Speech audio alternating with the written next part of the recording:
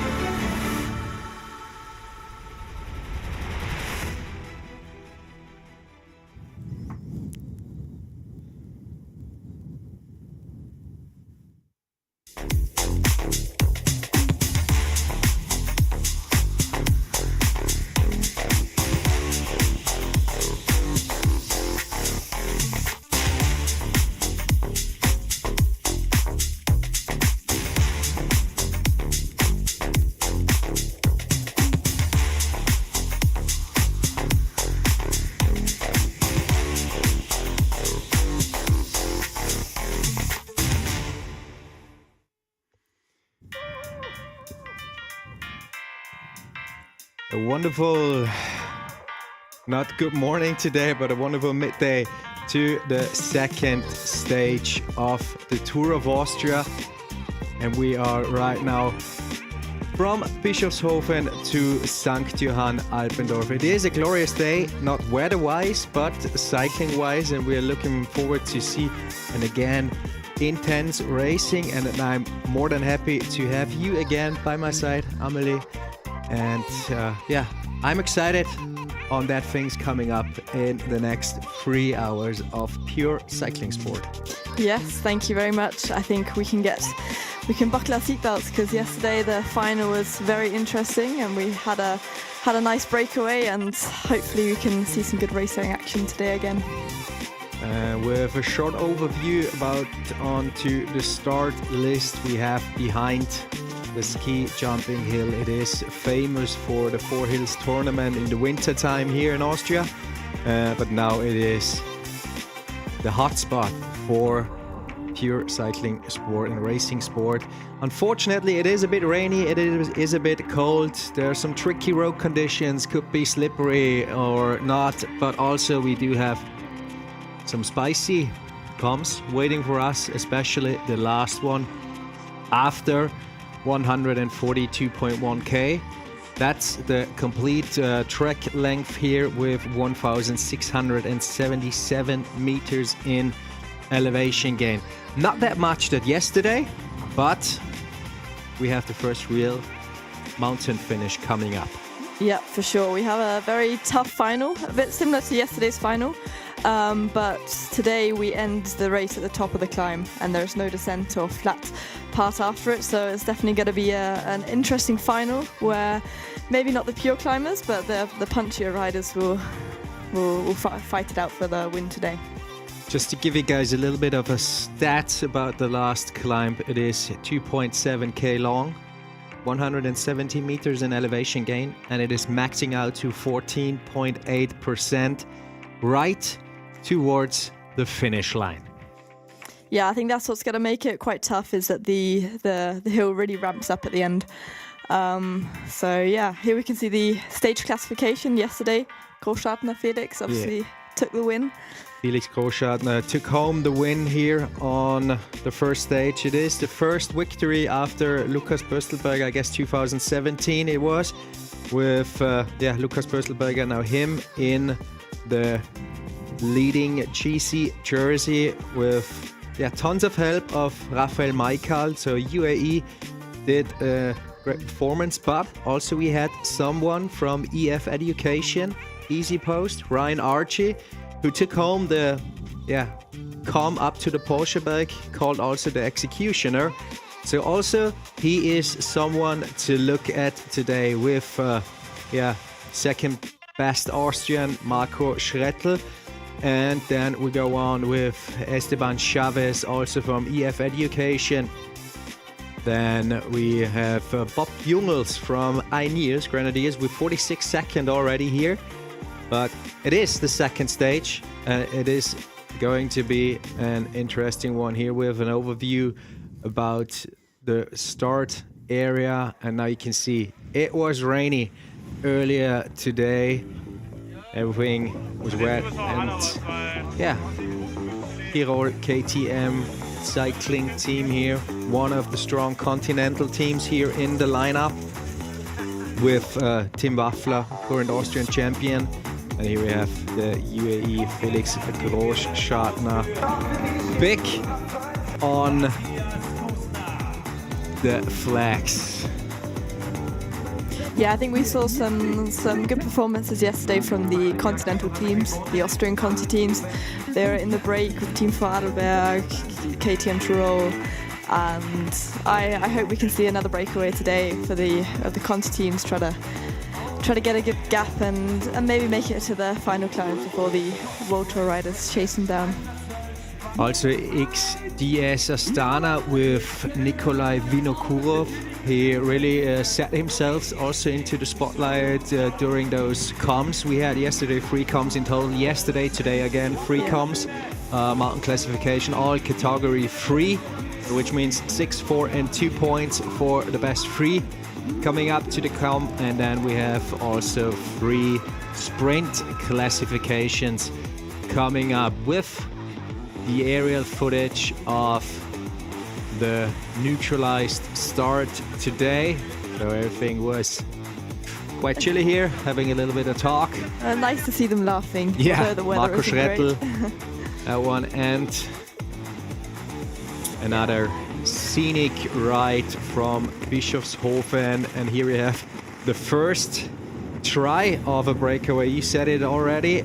Kub Repsol is there, trying to push it really hard, and that was Storm Ingebrigtsen, followed by not Nikolai Vinokurov, but instead it was Darren van Beckham.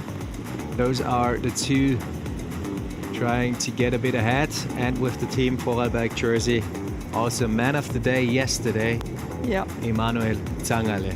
Yeah, he did a really solid ride yesterday, also getting some KOM points, so he'll be looking to get into the breakaway again today and try to secure some of those KOM points on the first climb of the day, St. Martin am Tennegebirge. We had 8 of them trying to get away here. They started as 2. Then we had 8-man strong leading group on the first comm here. Then we get a nice little spicy descent, and as you can see, it cleared up a little bit, stopped raining.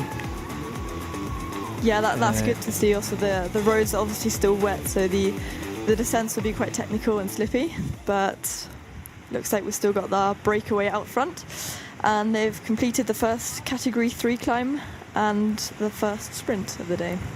So it is. Now we are with the leading group, and now we are live here in the second stage of the Tour of Austria, passing the first sprint classification in Annaberg, hometown of world famous ski racer Marcel Hirscher, but now it is the place to be for all cycling enthusiasts. And here we have Guzzo from SC Padovano. Also interesting to see Alpecin up there, a World Tour team getting into the breakaway. Yeah, with the Conti teams, Team Vorarlberg still here in that leading group.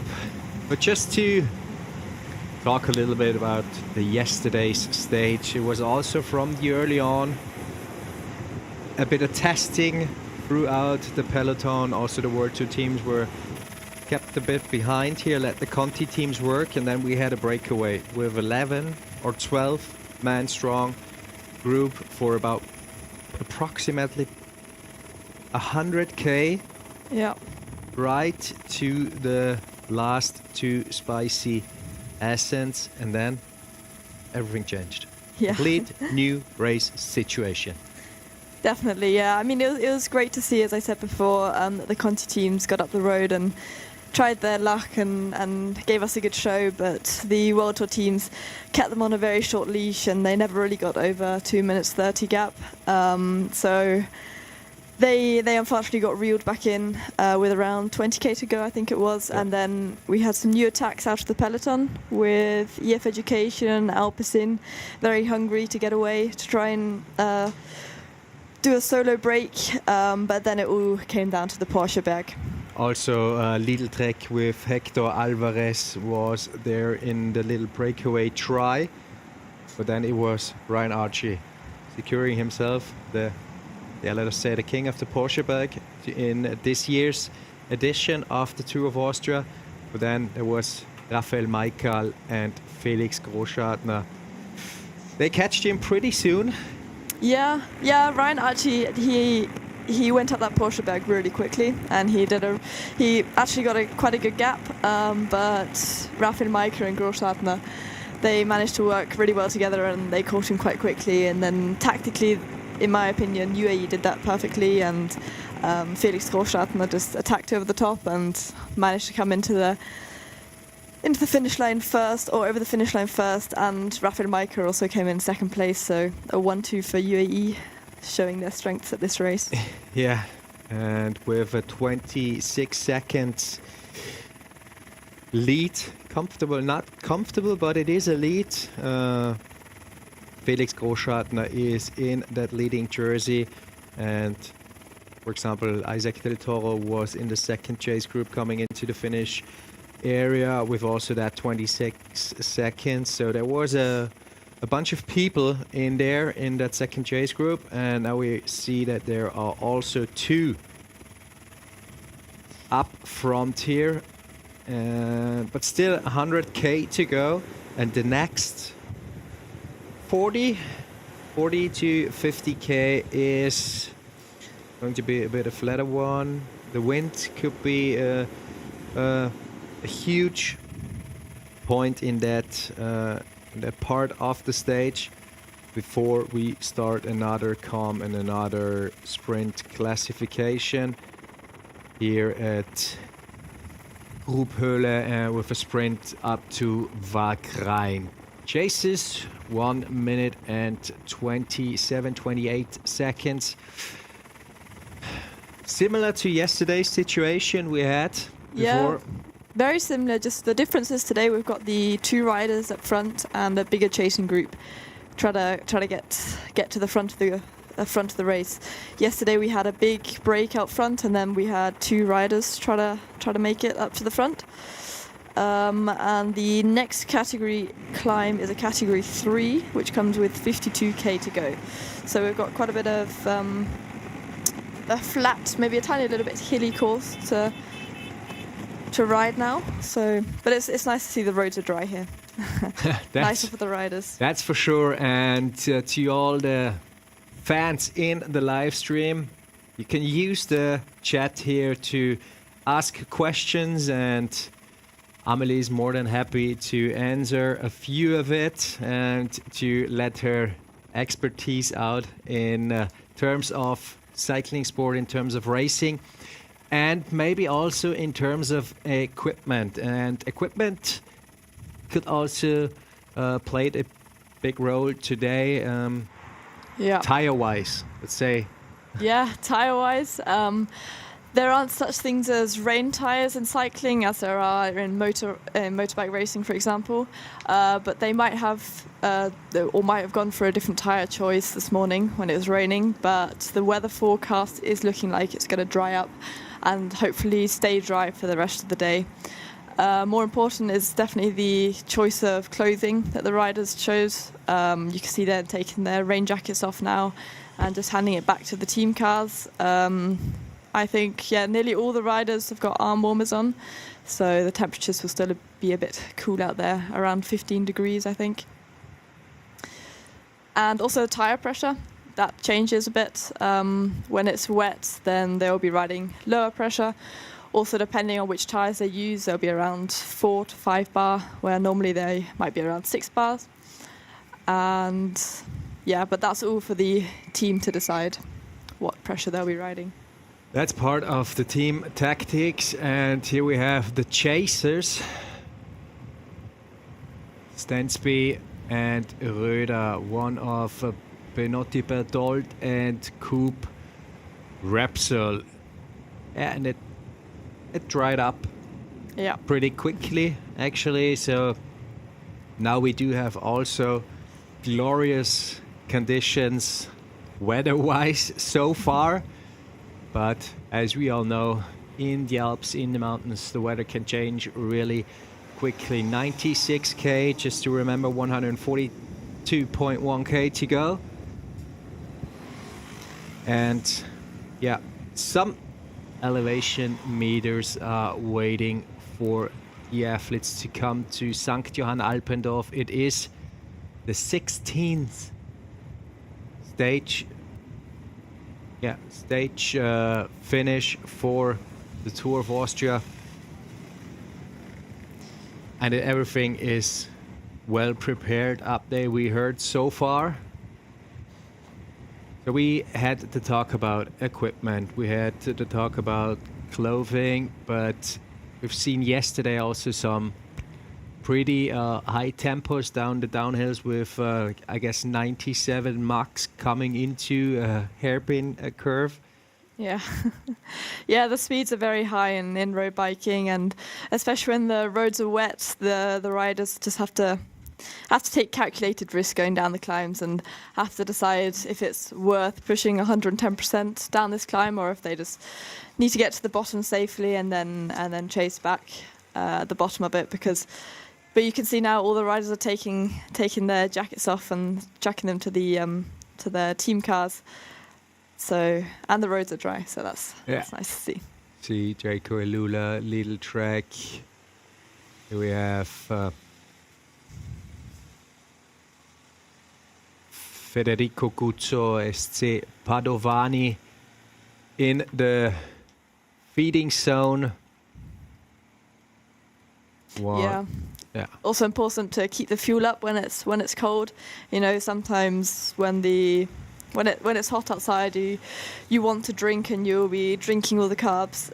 But when it's cold, then some riders forget to drink. But it's just as crucial on colder days. They won't be drinking as much, but they need to keep the fuel up and keep the liquids up.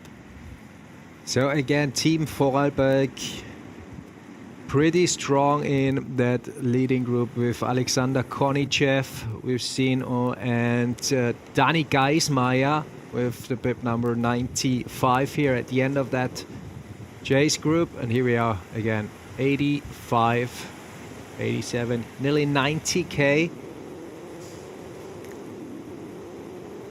per hour down. Yeah, but you can see the roads are nice and wide, and there's not too there isn't any road furniture at the moment. So it's always cool as a bike rider to be able to not brake on the descents and just go for it. On the way to Abtenau right now. Yeah, so we've just completed a little hill, and now we're coming onto a descent. A gradual descent, but the riders will notice it when you got a gradient of -2, roughly, -2%. So quite a quick section now of the race course. So we have those 3 Conti teams here and 1 pro team, Alpecin de Koenig, in that leading group. We'll just talk a little bit about tactics here from Team Vorarlberg or from Alpecin. They try to probably control now the peloton. Yeah, I think because UAE is now in the leader's jersey, they'll be handed over the task to chase a breakaway back, or just to keep it all under control. And Alpecin have now put a rider in front, so that means Alpecin can say, no, we're not going to chase because we've got a rider up ahead. And for Team Vorarlberg, it's just great to try and give yourself the chance to be up there, and maybe to go for the KOM points or the sprint points. We've seen already, or we had already, the first come up to St. Martin am Tennengebirge, it's called, and there was again Emanuel Zangerle from Team Vorarlberg, most active rider yesterday. Again, taking home those crucial points in front of Nikolai Vinokurov, XTS Astana, and a second one from Astana, Ide Schelling. So those are the three. Yeah, it was great to see Emanuel Tangler get their max points on the first KOM. It was a 5.6 kilometer climb with 190 vertical meters. Only an average of 3.4%, and it maxed out at 7.7. So a relatively flat climb, but they would have gone up that with quite high speeds. And today we've only got 1,670 meters of elevation gain, but I think they'll be riding all the climbs full gas. Just have seen Lidl Trek is in leading responsibility here in the peloton. And yeah, maybe we got already some questions here in the live stream.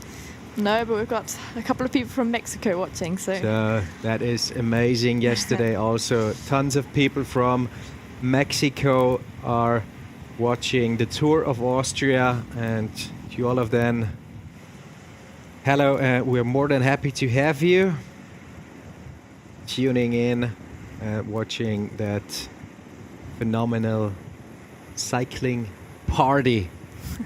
Maybe we'll be able to see a showdown of Isaac Del Toro today.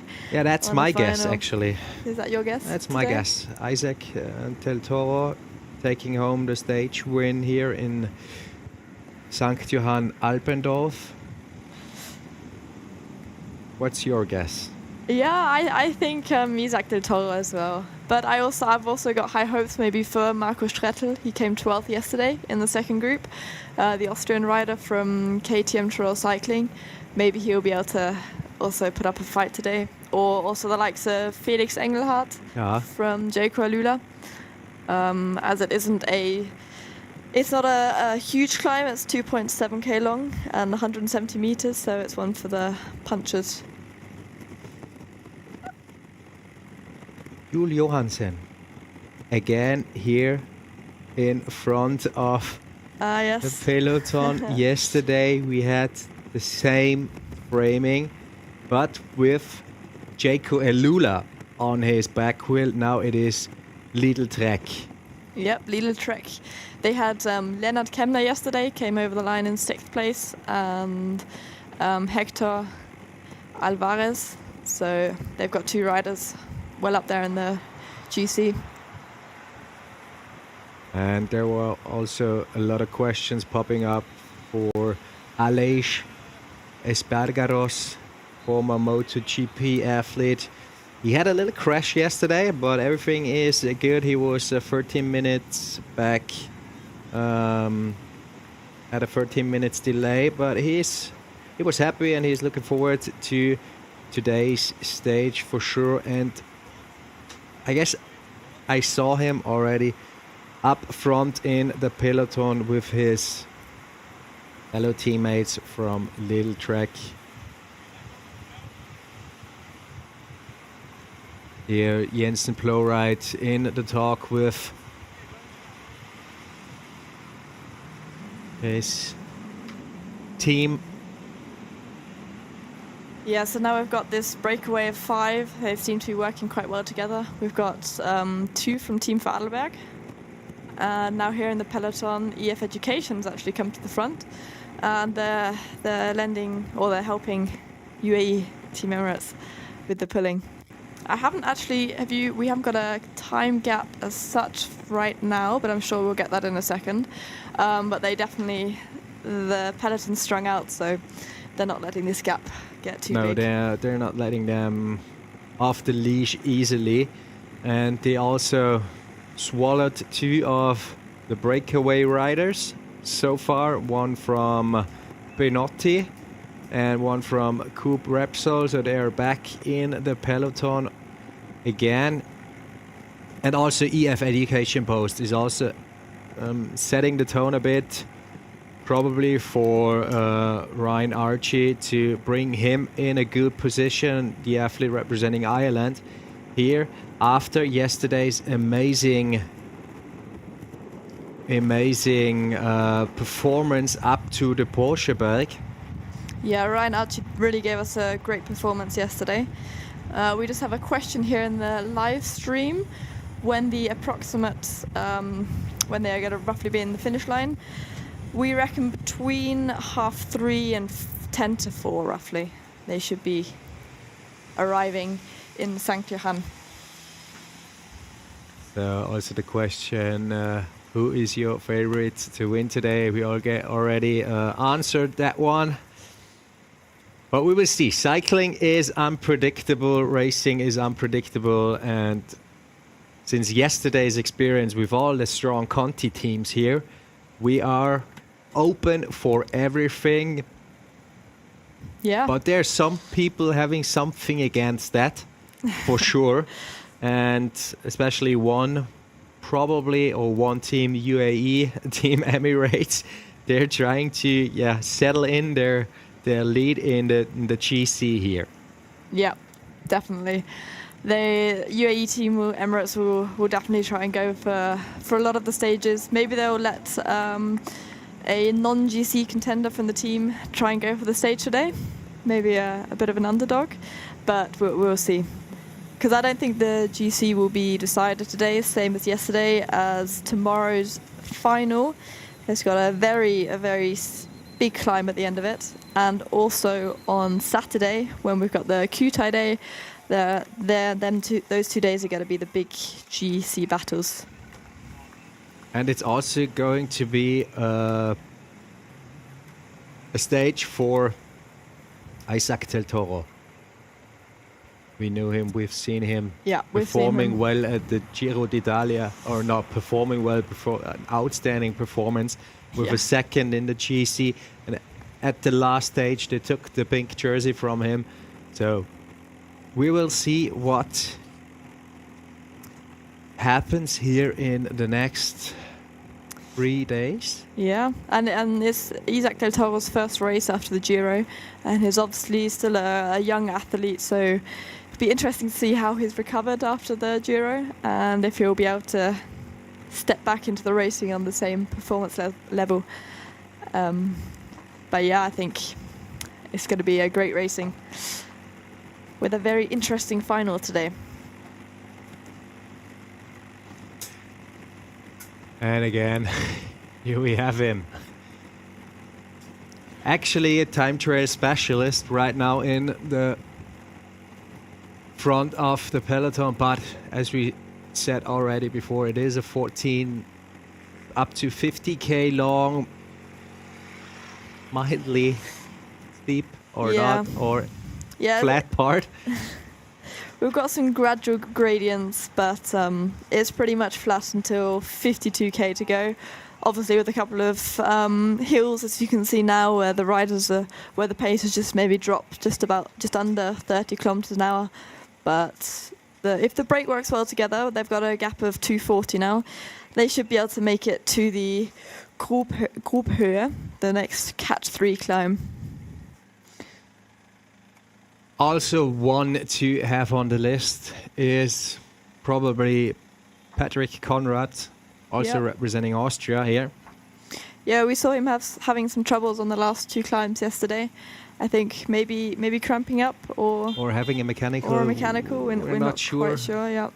But he is former stage winner 2021 Tour de France, and also every time capable of pushing real hard when it comes to the comms. And we're back here with the leading group, 2 minutes and 40 seconds already so far ahead of the peloton. It is 85k to go, and again 2 Conti athletes from Team Vorarlberg with Daniel Geismeier here in it. I think also maybe an athlete to look out for is Felix Engelhardt, as we mentioned before. The German rider from J.K. Lula. I think he's got a good punch on him. So it's definitely going to be an interesting race today. Yeah, and it's also one of Lukas Böstelberger's favorites for that stage. But there's still 85k to go. There's still a lot of time to turn around the complete race, and here with Alpecin again in the frame, Jensen Blowride, and they're working pretty well together here on that little uphill. Yeah, the group's the perfect size for a breakaway.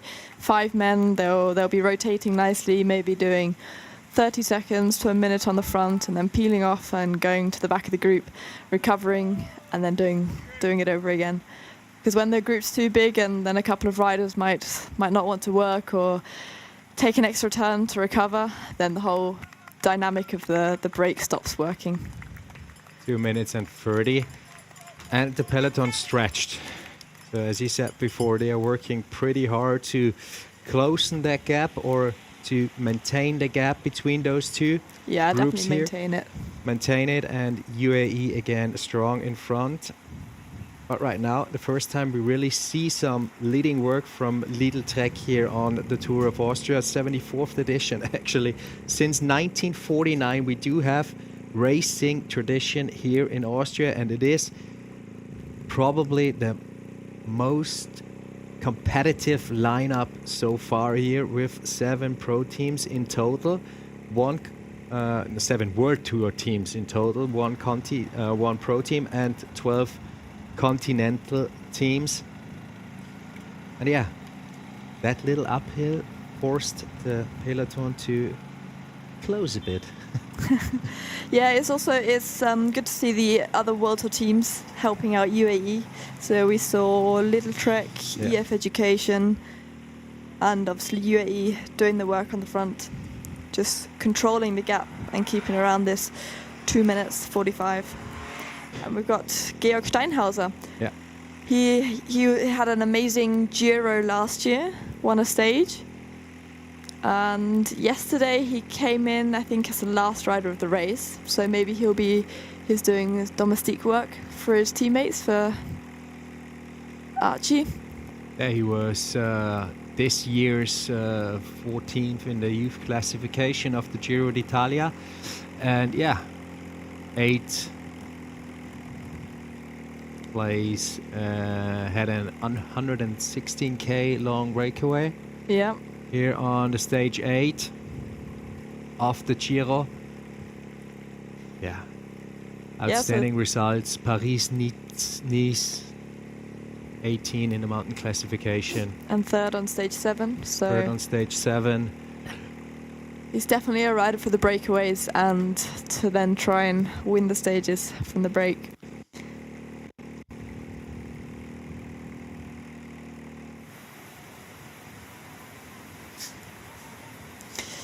Team Vorarlberg on the front in a nice aero position, looking good.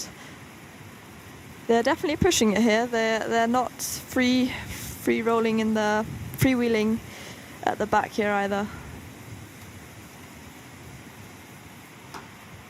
Geismeier Daniel just sitting on the back having a sip of water or electrolytes, keeping the carb intake up.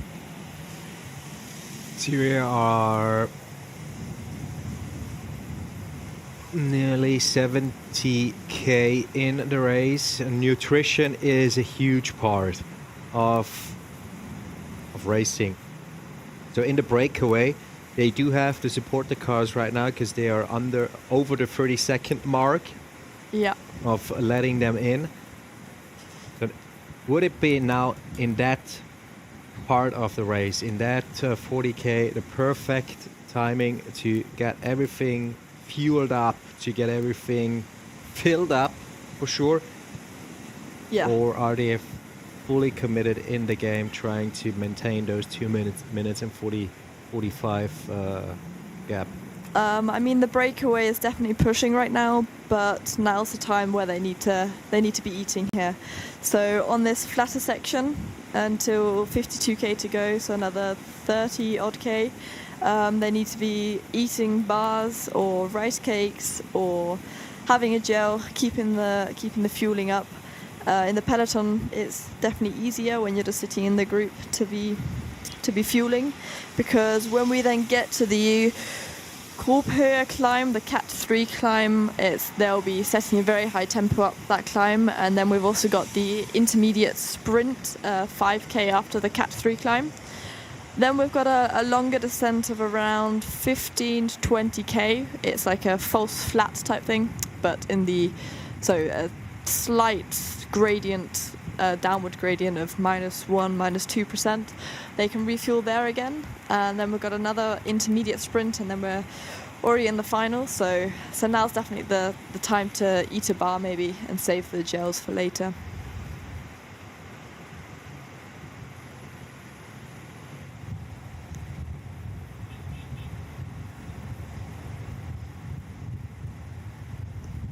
Patrick Stoist from Foster ATS team here at the end of the peloton. Also Lidl Trek doing domestic work. Ryan Gibson, you can see it in the jersey, packed with goods for his teammates. We can see Emmanuel Tangler actually putting his rain grapper back on. So maybe it's a bit easy pace at the back of the peloton here, because obviously the draft advantage of being just sitting in the peloton. And we've got another rider having a comfort break on the left here. Now's the time to be doing that type of stuff, because when we get to the hills, then it will be full-on racing. Yeah.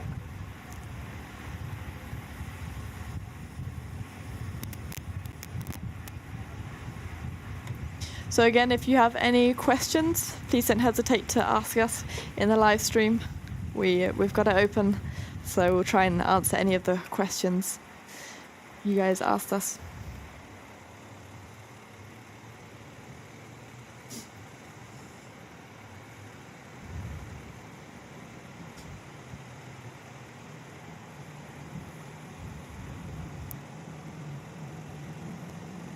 The weather's a bit similar to yesterday. Yeah. It's cloudy, but again, the roads aren't wet, so the riders will be happy. But I think the roads were wet in the morning, so all of their suits will be wet and a bit cold maybe, especially the shoes. It's not nice when the shoes are wet. But we can see the Alpecin rider smiling at the camera. Smiling towards the camera, but then let's just look onto the weather a little bit. Let's use... Yeah, that's Polright Jensen, obviously enjoying his time in the break. 14 degrees, and the chances are high for some slight rain in the afternoon. Here, Jensen Polright from Alpecin, also with some pretty good results there. He raced in the Giro d'Italia this year. Having a 14th place at stage 4. Albero Bello to Lecce. Then Tintro Omloop van het Waasland with a win there. So one of the questions are, how old is the youngest rider and how old are the oldest riders? I'll get back to you on that one. We will have that sure.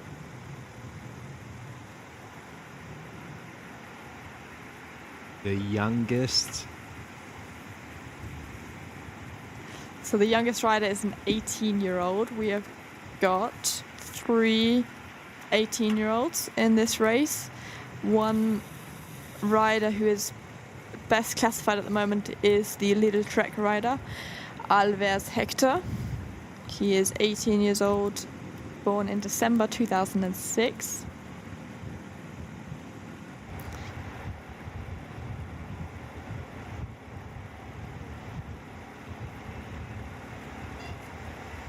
And the oldest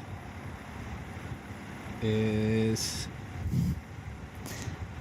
We will get back to you on this probably Rafael Maika with... No, it's Ricardo Soil. And the oldest one, Rui Costa, with 38 years old from EF Education Easy Post. And also Paul Stefan from Albe Kärnten Sport and Feld am See, 38. So we got between 18 and 38, so 20 years between the riders. 20 years in between, so which brings us to an average of 20-something here at the Tour of Austria. Yeah, and Team Vorarlberg will obviously be aiming for the Com jersey. I think Emmanuel Zangeler got the KOM points on the first climb. Yeah. He is now obviously in the peloton, so he didn't get into that second break. So he will be hoping that the peloton comes, or that the whole race comes back together before the GRUBHÖHE climb. At the moment, it's not looking like it will because the gap is at 2 minutes 39. That would be quite a big gap to close in what is it, 27k? So, yeah. He might be going for the final climb.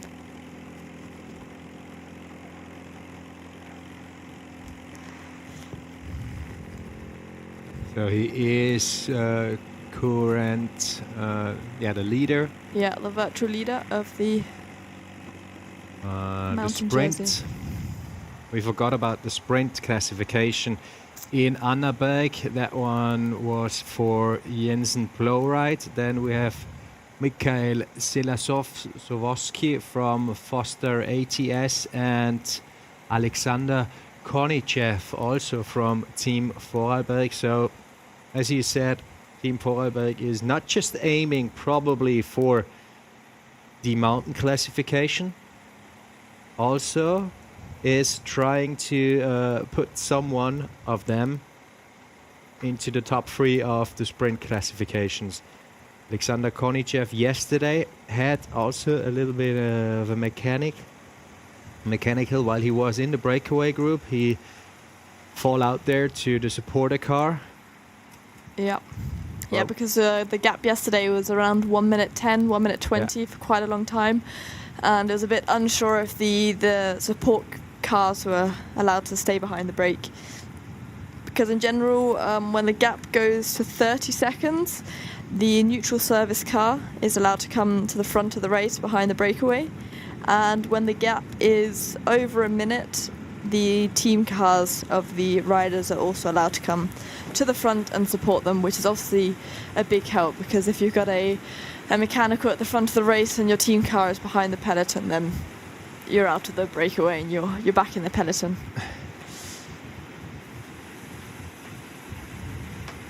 Back wheel to front wheel here,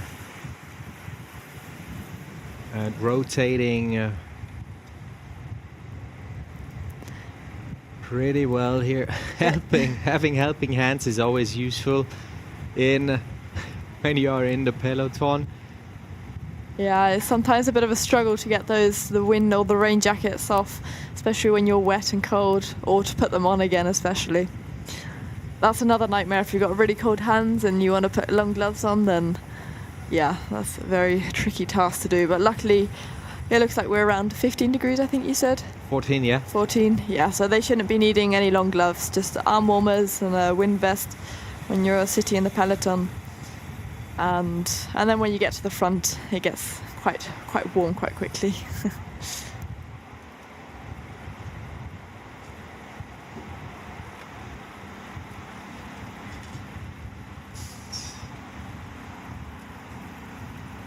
So we see a couple of riders coming back.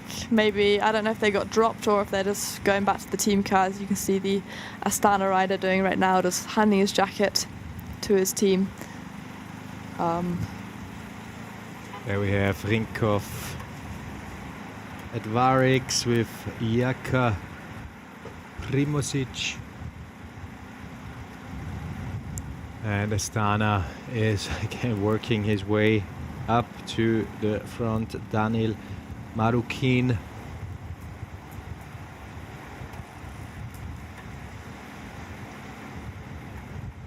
Also got a few questions how Aleix is doing so far. in the Tour of Austria, in the first real road cycling race or tour for him. Yesterday he was 13 minutes behind Felix Großschartner. Had a little crash there, but he's feeling good. He is feeling well prepared. He is excited. The tension is high, he said earlier today, and yeah, somehow it is similar to MotoGP, to motor racing. Yeah, he got asked this morning in the interview how he likes riding in the wet, and he said, yeah, well, the road bikes don't have any rain tires and we do a MotoGP. So I think he might have been a little bit nervous for the wet roads, because obviously in the Peloton the brakes are then extremely loud and it gets quite nervous and hectic sometimes. But we've avoided we haven't had too many big crashes, which has been good to see. Only a couple of small incidences. Yeah, there were some quite tricky points there at the yesterday's stage, with some spicy 180-degree turns, especially at the start of the Porsche-Berg. Yep. Yeah, that was a big fight for positioning. Yeah. The rider said it was quite a hard day. First of all, at the beginning of the stage, it took quite a long time for the brake to form. And when people are attacking out of the main peloton, then the pace is obviously very high. When people miss the brake, and all teams miss the brake who want to be in the brake, then there's a big fight to get up the road. And we also saw a little crash yesterday from a KTM Tyrol rider. Just slipped out in the corner. Yeah. Maybe just took the wrong line, tiny bit slippy. It happens quite quickly. So it's just important to stay concentrated throughout the whole day. 73 kilometers to go, and the gap is still the same with 2 minutes and 22 seconds. 1 hour and 30 minutes in the race, and now up in front is here Hector Alvarez. We've seen currently is I guess in second position of the youth classification.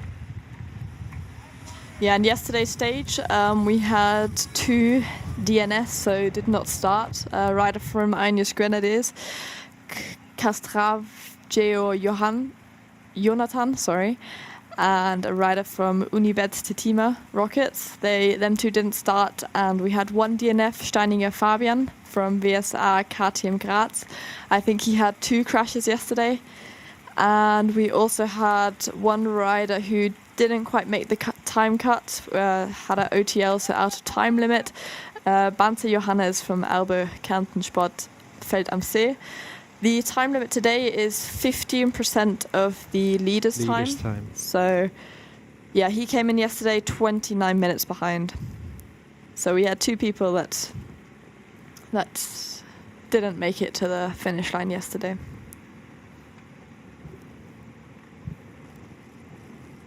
So we've got the break still ahead at 2 minutes 13, so staying quite constant around 2:15, 2:45. EF and Lidl Trek and UAE working together.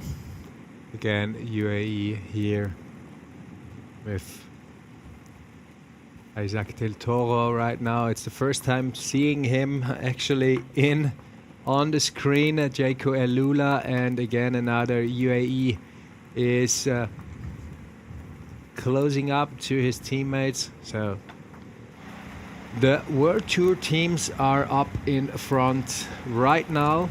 Yeah. The continental teams, let them do the work and let them sit in their draft here. Yeah, we've got 70k of racing left, so I would give them a maximum of 2 hours left of racing. Yeah. If they average a speed of 44, they should be in the finish at 15:29. Average of 42 kilometers an hour at 15:38. or an average of 40 will be 15:49. At the moment, we've got quite a high average speed of 44.7. So, but we've still got a couple of climbs to come and the hills, so I'm sure that will get knocked down a tiny bit, but at the moment, the pace is pretty high. Pretty high pace and pretty beautiful pictures from that castle over the Tennengebirge. And here, seeing them going towards GRUBHÖHE, going towards WAGRAIN. Yeah, I've got a question here. Why the Conti teams are in a race with World Tour team riders? This is a UCI 2.1 race. So in 2.1 races, you can have World Tour teams and Continental teams racing. 2.1 stands for the stage races, the tour, and if it would be a one-day race, it would be a 1.1. Just to explain that a little bit. And if it's a 2.2 race, you would normally find continental teams and club teams that get invited to race. So this is a 2.1, the Tour of Austria, and that's why we've got lots of Conti teams racing alongside the World Tour teams.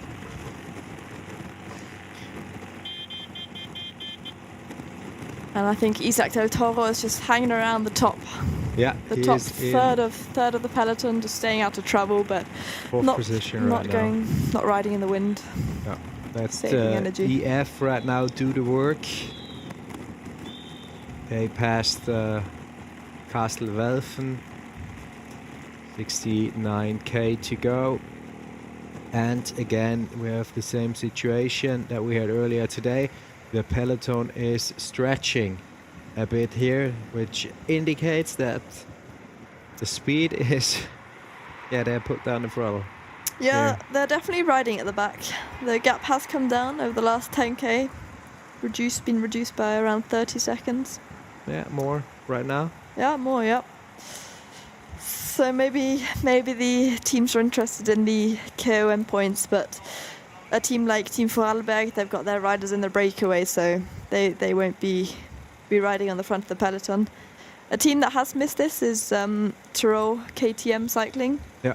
They were in the break yesterday with 3 men. So yeah, they might be a little bit bummed that they didn't quite make the cut. Jaco Elula again here. Also at the very top of the peloton to find. And you can see here on the topography, it's always a bit flat, then a bit hilly, then a bit flat, so it's pretty nice riding going on that second stage. Yeah, so you can just see the rider fueling at the back there. From Michael ATS, yeah. Telanskowski, just getting a gel. And also from SC Padovani, 164, Federico Guzzo on the back wheel of Alexander Kornichev here doing the leading work. 2 minutes and 4 seconds.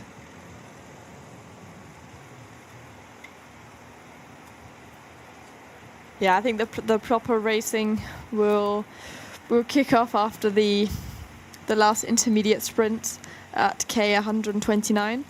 But it'll also be interesting to see how the teams will ride this next Category 3 climb, as we have got a Category 3 climb and then a short descent, and then we've got a gradual climb still afterwards. Even though it isn't a categorized climb, there are still around 200 meters after the Cat 3 climb, and then it flattens out along the top, and then we've got a proper descent where we then get onto the flat section into the lead into the final of ST.JOHANN Alpendorf. Now let's check. Maybe we do have some comms here on Strava. We've seen Sean Quinn yesterday, the day before, 2 days ago. He set a new comm up to, I guess it was Polsterer Kogel. On a nice recon ride before before the stage race will start. That's always a nice, maybe a mental motivation if you can put the power out the day before. Every day we have WAGRAIN.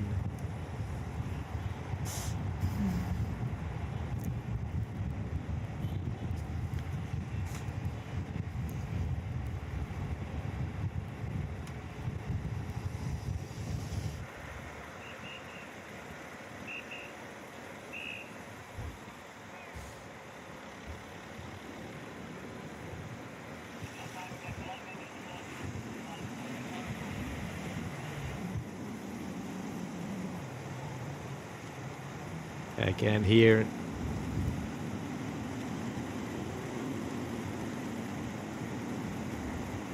$80 kilometers so far done, and the gap is closing. Not fast, but it's closing. Always a few seconds. Right now we are under the 2-minute mark here with 1 minute and 54 seconds, and they are already back here in Bischofshofen, where they had to start earlier today with rain in the morning or in the midday at around 12:15, but right now it is everything pretty much dried up. Perfect conditions for the race today. 14 degrees, a bit more, slight wind, slight crosswind we've seen earlier, and in some parts a little bit of a tailwind. And they are for sure not freewheeling around here in that breakaway group. No, and the gap has come down to 1:50. Yesterday only UAE were riding on the front, but today we have got UAE, EF Education and Little Trek riding on the front. So here you can see, as I said, famous for the Four Hills tournament, ski jumping in the winter, and also here a hotspot for skiing, 760 k's of pistes and more than 250 lifts for winter fun here. But right now it is cycling fun in the city of Bischofshofen. We can see all the new safety features along the track here for the Tour of Austria. Light signals, and now we are towards the starting area, which let the athletes come through. And a lot of people here, quite a good atmosphere. Yeah, great to see spectators out on the road, even when the weather, especially in the morning when it was raining, there were still people outside cheering the athletes on. And I think each of these villages have got little festivals going on, which is lovely to see the community come together and enjoy some bike racing. And also here in Bischofshofen, all day long entertainment while watching the Tour of Austria. Also on the big video wall, LED wall, they can watch the race directly. They probably also were able to feel the tension here. Yeah, it's always lovely for the athletes when they've got when there are lots of supporters out on the road. Then motivates them a little bit, especially when the weather's when it's raining like this morning. But the breakaway group just left Bischofshofen. The Peloton is entering Bischofshofen right now, coming the last 300-400 meters towards the finish or start area. It's not the finish area, it is the start area. So the gap between those two it's are closing. Yeah, it's closing, yeah. It's closing. But I think the Peloton will want to leave the breakaway out there for a little bit longer. So, because as soon as the breakaway's caught, then it opens up new opportunities or new chances for the teams to attack, and then the pace increases again, and it knackers the riders a little bit. So, but they are closing it quite quickly, I have to say. 1 minute and 18 seconds right now. We had 2 minutes at 69k. And now we are at 63k with 1 minute and 19 seconds. So it's closing really, really fast. Yep. But these riders are still working quite well together, I'd say. They'd obviously be talking, asking maybe how they're feeling, but they would have arranged how long they'll be riding on the front for, that everybody rides the same amount of time. But you can see number 23 here. Jensen Blowride looking good. Yeah. Pretty... almost nose breathing here. Yeah, easy going there. Daniel Geismeier, Team Vorarlberg. Alexander Kornichev, Team Vorarlberg, also there. Still looking fresh. But they're putting on quite a high tempo on the breakaway. Kept it a little bit longer, the gap between 1 minute 19.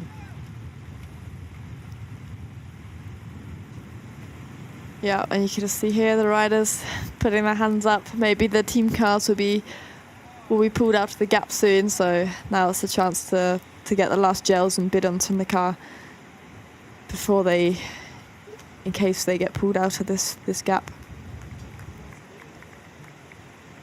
We're here 20k to go until we start the next mountain classification, category 3. There is a 3.5 or 3.4 kilometers waiting with 180 meters in elevation gain, maxing out to 9.5%.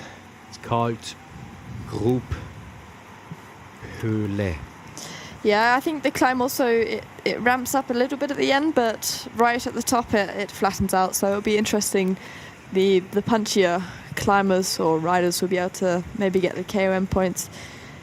But I think we can look forward to this final up ST.JOHANN. It looks like at the moment a big group's going to come to the final. Maybe there will be some attacks out of the peloton on the next category 3 climb and join the front of the breakaway, and then there'll be more riders to stay away. So it's going to be interesting to see how the riders are going to race. And then it's going up to WAGRAIN with another sprint classification. WAGRAIN not just famous about the skiing and also the biking. They do have quite a big bike park up there. It is also the resting place for a famous priest and lyrics, Joseph Mohr, who wrote Silent Night. So the probably most famous Christmas carol, also coming from Austria to all of you guys around the world. And yeah, it is also an important sprint classification for the athletes here. 1 minute 14. EF Education Easy Post right now in front, and still Jules Johansen from UAE. Julius Johansen from UAE is always somewhere to find in front, having also a little brakes here. You can see it on. Yeah, another couple of comfort breaks going on there. Again, now's the last couple of chances to do it. With around 50k to go. After that, I think the racing will probably be on, and there won't be much time for those kind of breaks. But yeah, they're riding quite hard at the front here, so they have reduced the gap down to 1 minute 10. So, and the front of the peloton is strung out and single file. Not that windy, as you can see next to the road on the trees. The leaves are not tingling in the air, so they're fine. Wind wise. Yesterday it was a bit harder. We had backwind, tailwind, crosswind. Yeah, we had all the wind directions yesterday. All wind directions.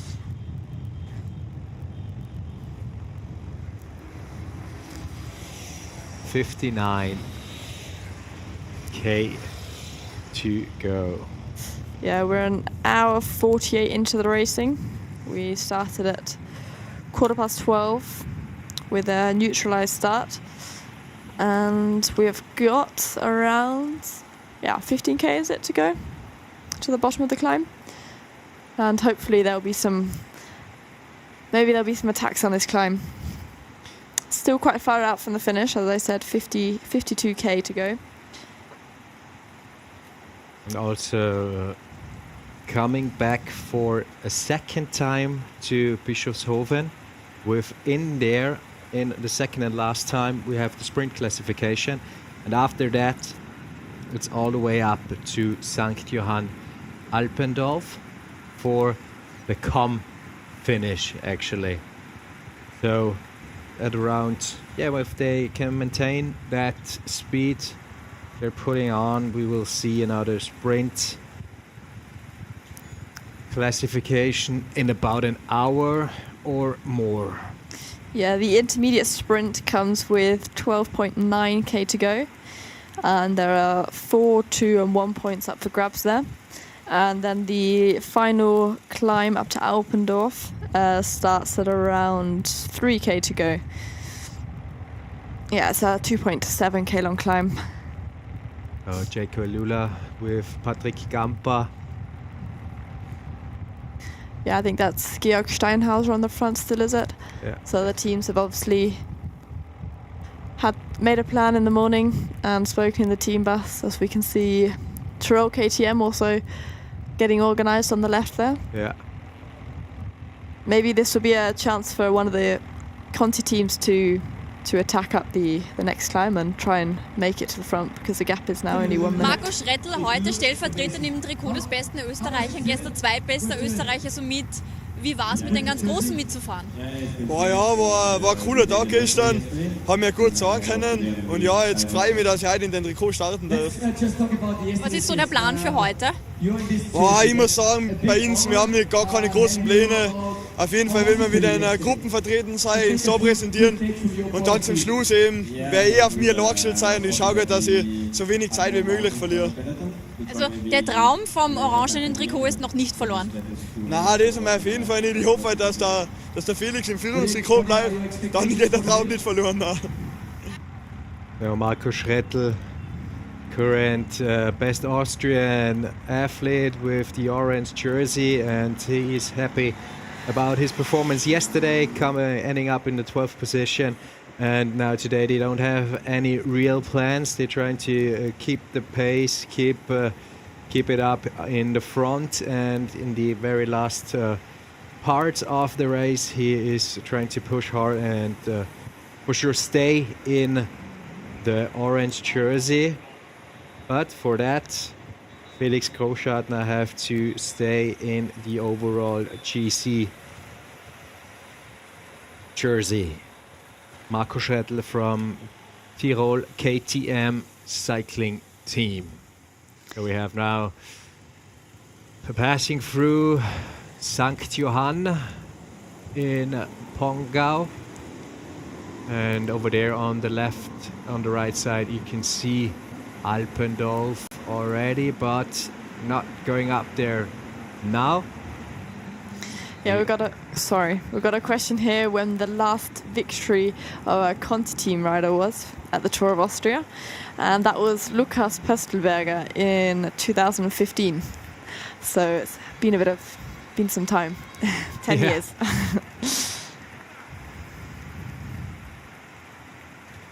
Lukas Ebenbichler was former team rider from Red Bull Bora, Hans Grohe, and also by Jaco, the Roll cycling team. We've seen him, and now he is at the Rose Racing Circle, switch to gravel right now. Yeah, in 2015 he was riding for the Tyrol cycling team, and Yeah, so maybe we'll be able to get a Conti rider winner stage at this year's Tour of Austria. So you can see the stats of GRUBHÖHE category 3, 3.4K, 51%, and yeah, maxing out to 77.7%.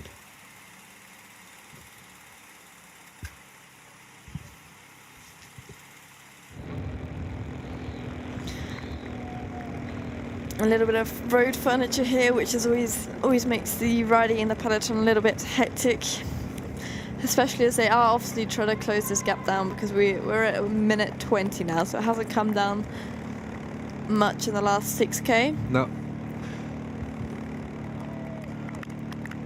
Tirol KTM cycling. You can see it, as you said, they're trying to format themselves on the pretty left part of the peloton, and right now Benotti, Berthold, and this is ST.JOHANN in Bongau, the city center. Right now it's always a bit hilly up there, or in there, and then turning towards WAGRAIN.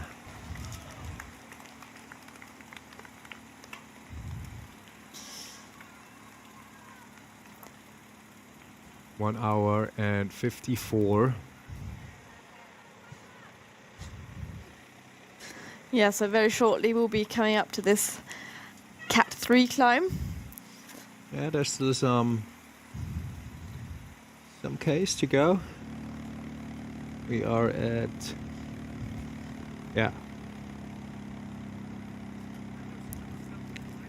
some meters to go here for them.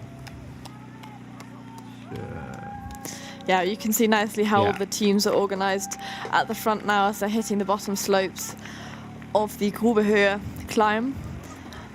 You got WSA at the front on the right from our perspective, and UAE lined up on the left-hand side, and also Team Coupe Rapsol. Rapsol is also there. Yeah, but right now in the breakaway group, there's no one in there who is in the tops of the mountain classifications. We've seen Emanuel Zangale taking home the points on the first mountain classification, then Nikolai Vinokurov and Ide Schelling. Yeah, it's going to be interesting if there are going to be any attacks out of the peloton, or are they all going to stick together and let the breakaway fight it out for the KOM points. XTS Astana, you can see here at the top, and also right now WSA KTM GRAZ on the red and white jersey. Yeah, they've come up to the front and setting a tempo now. Because if somebody wants to attack out of the peloton to try and breach the gap to the breakaway, then they'll have to do it now, because the climb is only 3.4K long and the gap's a minute 25, so you got to come out from the back and attack over the top.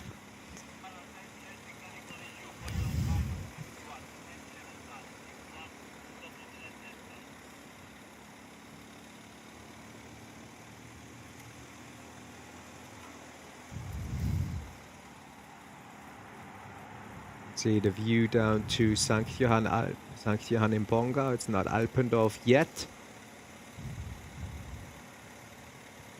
but this is the climb up to GRUBHÖHE.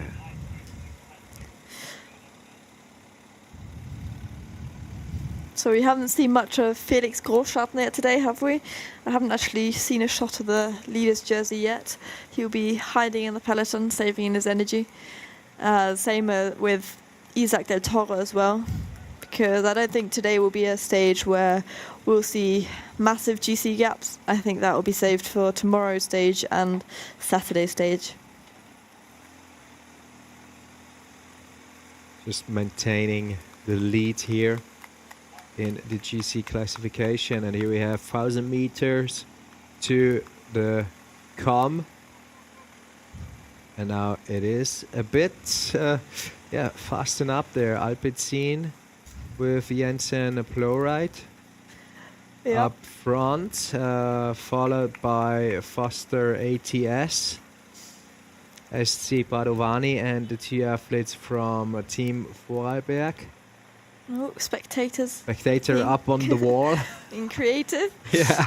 Maybe get some nice camera shots from up there. Yeah, the pace is increasing at the front, so they're definitely interested in these KOM points.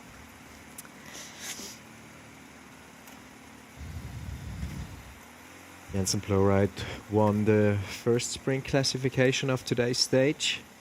Yep. The two Team Vorarlberg riders on the back. Yeah. Obviously, Emanuel Zangele not at the front at the moment. He got the first KOM of today's stage, and he's in the virtual mountain classification at the moment. This sign gives you some more watts. Was written there. We have fans from Norway.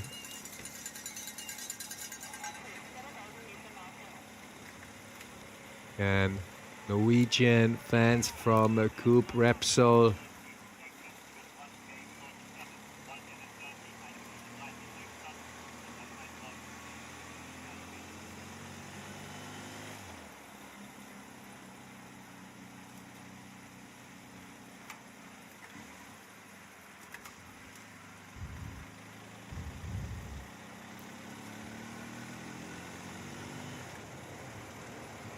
So the gap's actually gone out to a minute. It's nearly a minute 30 now, so... There's still some meters to go to the com. Here we can see it, and this is from Jensen Plowright and ST Padovani. Federico Gusso. You managed to outsprint Plowright, didn't you? Yeah. Wow. Well, the Team Vorarlberg weren't really interested in that one, so maybe they're gonna be focusing on the intermediate sprint points.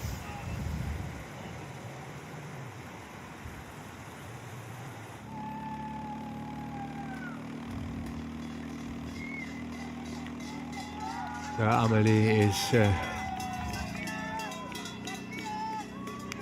doing her job, translating everything we see in the live chat.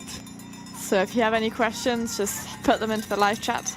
I'm using a translator here, so you can write it in your native language if you like. Yeah. Yeah, we've got these great pictures here. We've got UAE at the front, and we haven't got any images, obviously, of Isaac Del Toro or Felix Großschartner, because they'll be hiding in the peloton, saving their energy for the final. And hopefully we'll be able to see them today in the final, or I'm sure we will. Yeah, I'm sure we will. Isaac Del Toro is probably located in the third position behind the UAE train there.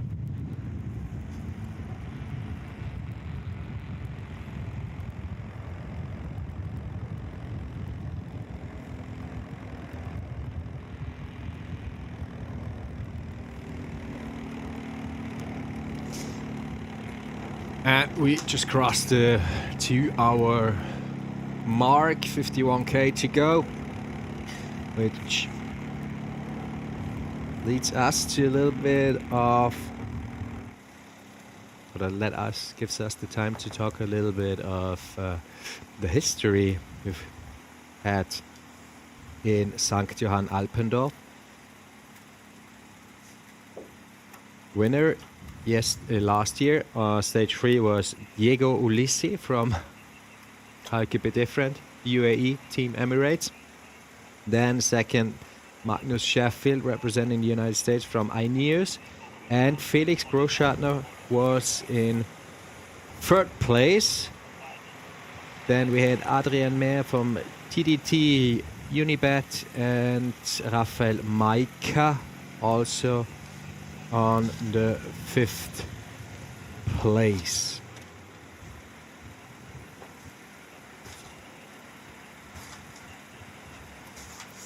So we've got a race prediction winner in the comments here. One really? has commented Paul Double from J. Kralula, a 29-year-old from Great Britain. Came 11th in yesterday's stage, so he was up there. 12th position mountain classification of the Giro d'Italia this year.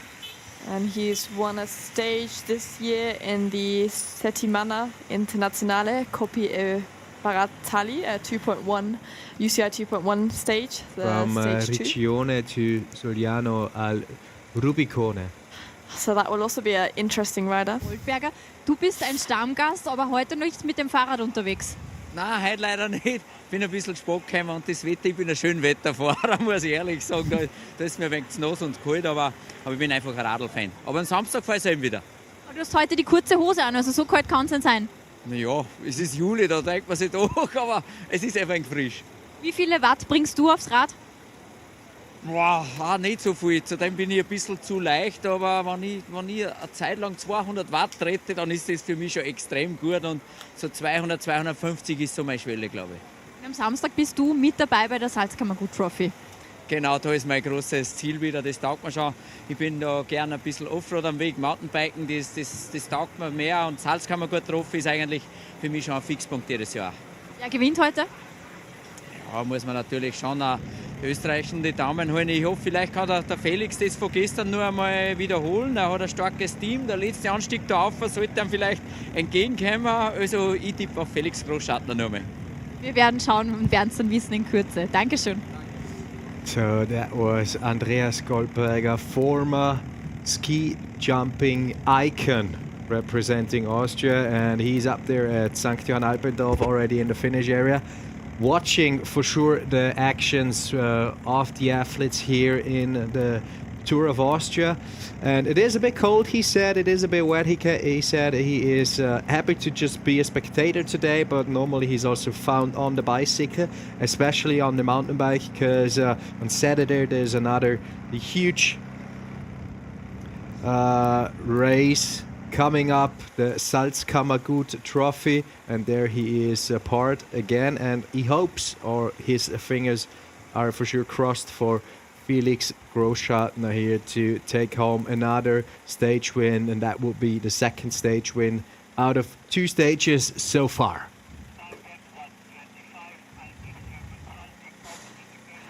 So we still have our 5 breakaway riders up front, and they're coming to the intermediate sprint now, so it'll also be interesting if they get to sprint this one out, or are they just gonna ride over it and not really be interested in the points. The sprint is at 46.1k to go.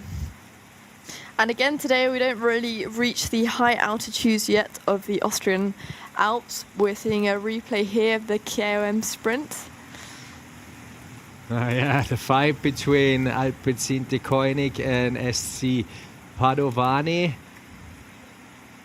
For Jensen Plowright, it was it looked like a normal sprint. Then another calm. It's a sprint classification for him. Team Vorarlberg just sitting in the back, let them do their thing and concentrate on the next case coming up. 48k to go. He said it already. And like always, the questions popping up where Aleix Esperialgo is. I think he's in the peloton at the moment. And if there are any Unibet riders at the front, no, they are also in the peloton, and no Unibet's Titema rockets up here at the front of the race. So the gap is around a minute now, and we can see here UAE setting a high tempo at the front.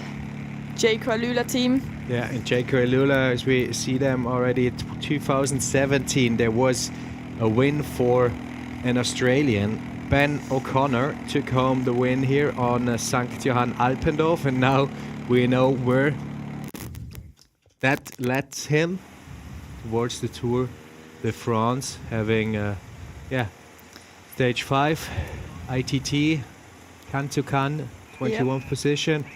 So also some of the greatest pro cycling athletes took place here or took part here in the Tour of Austria. Simon Yates we already mentioned, and we have Patrick Conrad, Patrick Gamper with stage wins at the Tour de France, or especially right now that one with the biggest success vita is probably, or coming with the biggest success vita, Isaac Del Toro with Giro d'Italia. Yeah, definitely. And we've also got a lot of Isaac Del Toro fans here in the chat, all asking where he is.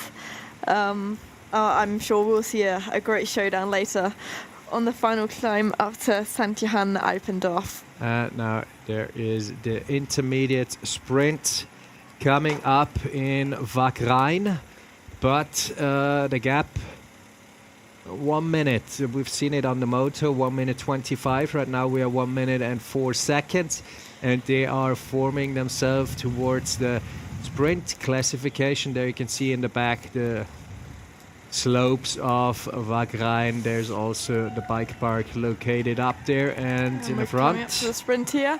There we have the sprint classification, and this is again the fight between Alpecin, and right now it was Foster ATS Michael Silasowski against Jensen Plowright. I think Jensen got this one though this time. Yeah. I think a few deciding centimeters, but I think so too. That was one again for Alpecin de Koenig. Yeah, so there'll be 4, 2 and 1 points there handed out, and also some bonus seconds, but I don't think they'll be very interesting for those riders as they're not really in the GC contention. But maybe things change after that stage for them. That's true, you never know. You never know. You never know.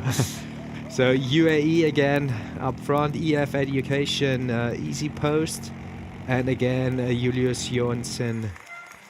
So we have them here already at the sprint classification, which the gap is under a minute right now, 55 seconds and 46k to go, and Tyrrell KTM Cycling is cheering on the fans here.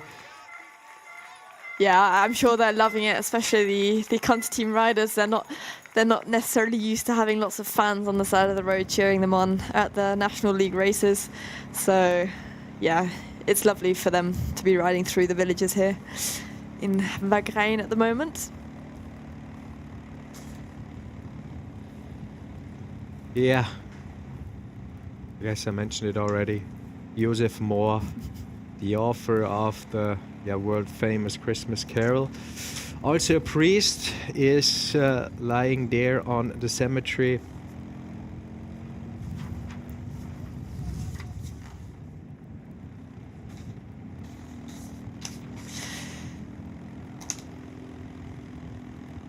So we've got a little climb to go before we hit the descent, and then we've got a gradual descent for quite a few kilometers actually, for around 20, 25k. Yeah. Where we've just got a gradual descent of minus 2.5, minus 1% gradient. And then we're going to hit the final stretch of today's race. And here you can see it right now on the area there in front, and the lower section of the frame you can see the athletes in the breakaway, and in the upper section of the frame there is the peloton. There are the hunters. They're trying to pull in the leash and swallow them, so that it's not that gap's come down quite a bit quite quickly. It's not looking great for this breakaway, and it looks like the peloton is going to close that gap within the next couple of k. And there you can see the speed of the peloton and the speed of the breakaway. I guess that's not in the next, probably in the next few hundreds meters, I will predict right now. Yeah, that gap. And here we are. Lovely seeing the young fans Yes. out riding next to their idols. Really trying to keep up with the leading group, or the two of them. So for young cycling sport, they're well prepared to maybe also be on the big stage in a few years.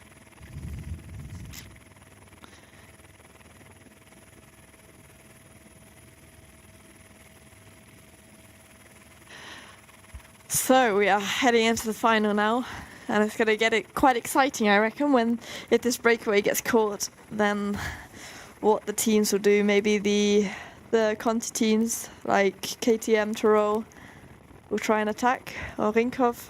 Rinkhoff, yeah. And they get caught, so a counter-attack straight away, maybe. Or they just like swallow them, take a little bit of time, and then use that next little uphill to ride an attack there. But when it comes to tactics, here, Amelie, you are the expert for it. Yeah, I reckon this breakaway is going to get caught in the next 10k, I reckon. And then there are two outcomes. One, there could be some counterattacks out of the peloton, but I've got a feeling that the World Tour teams won't let any group go now. Andreas Romecker, heute schon bei der VIP-Ausfahrt mit dabei gewesen. Wie war's denn? Es war doch ein bisschen kalt. Also ich habe mir gestern die Prognose angeschaut und der hat schon gesagt, am Berg wird es nicht mehr wie 4, 5, 6 Grad haben. Bin dann mit dem Radl aufgefahren und habe einen Rucksack dabei gehabt mit einem Wechselquantel und eine gute Weste, das passt dann schon. Es ist dann ein bisschen ein Regen dazu gekommen. Jetzt haben wir die geplante Runde ein bisschen abgekürzt, aber es war eine nette Runde, nette Gesellschaft, also haben wir gut umgebracht. Und dann direkt daher, damit man nichts verpasst. Genau, es ist ganz klar, es ist ein Fixpunkt. Ich habe mich schon wahnsinnig gefreut auf den Tag heute. Mit der Familie umgekommen, alle sind unterwegs. Also ich als passionierter Radfahrer muss da natürlich mitfiebern, früh genug dabei zu sein, ja nichts versäumen. Und ich freue mich jetzt, wenn es richtig rund geht da im Alpendorf. Wie schwierig sind denn tatsächlich die letzten 200 Meter? Ganz schwer, also das ist ja meine Heimstrecke. Ich bin da immer mit dem Radl unterwegs und von St.JOHANN geht es noch mal ein paar Kilometer einer und die letzten Meter hört es ja wirklich steil auf, damit glaube ich 14% Steigung. Also da, erstens bist du natürlich schon ausgebaut, total müde, ich kann mir das nicht vorstellen. Also was die leisten, das ist ja unglaublich, wenn man sich ein bisschen auskennt generell, also was so ein Radfahrer leisten muss und was auch dahinter steckt für die ganze Teamarbeit. Das ist schon sehr, sehr spannend, darum schaue ich es extrem gern an und freue mich, wenn die da raufkommen und man wird sehen, wer am Ende die besseren Beine hat. Das werden wir sehen. Alles Gute, danke und bis später. Vielen Dank. So we had just Andreas Bromecker, snowboard pro here in Austria, also always be part here of the race here, and it is his home training track actually up to SANKT Alpendorf, and he had just confirmed it that the finish stretch is one of a kind with 14.9% maxing out there, so he's looking forward to see all those riders back here in, or again here in SANKT Alpendorf. Right now, 46 seconds. EF Education Easy Post. And still Steinhauser on the front, chasing this gap. Yeah. And there's been a question. There is a KOM point at the final. It's a Cat 3 climb again. So we've got an intermediate sprint still to come and also a Cat 3. So the intermediate sprint is with 12.9k and the Cat 3 is at the finish line. And Cat 3 means 6, 4 and 2 points up for grabs. And the expected time at the moment of arrival is between 3:30 and 3:50. I'm leaning more towards the 3:30 time because we've got quite a speed up. We've got a high average at the moment, and the gradient sinks now for a bit, so a little downhill stretch to come. Coming towards Flachau here, and still 47 seconds ahead.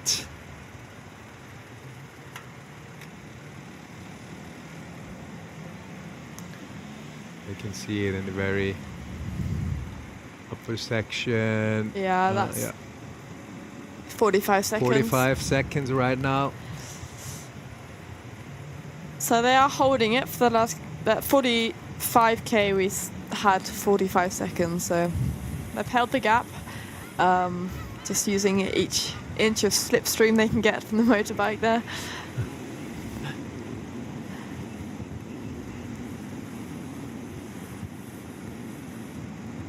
But this breakaway has been riding very well together, and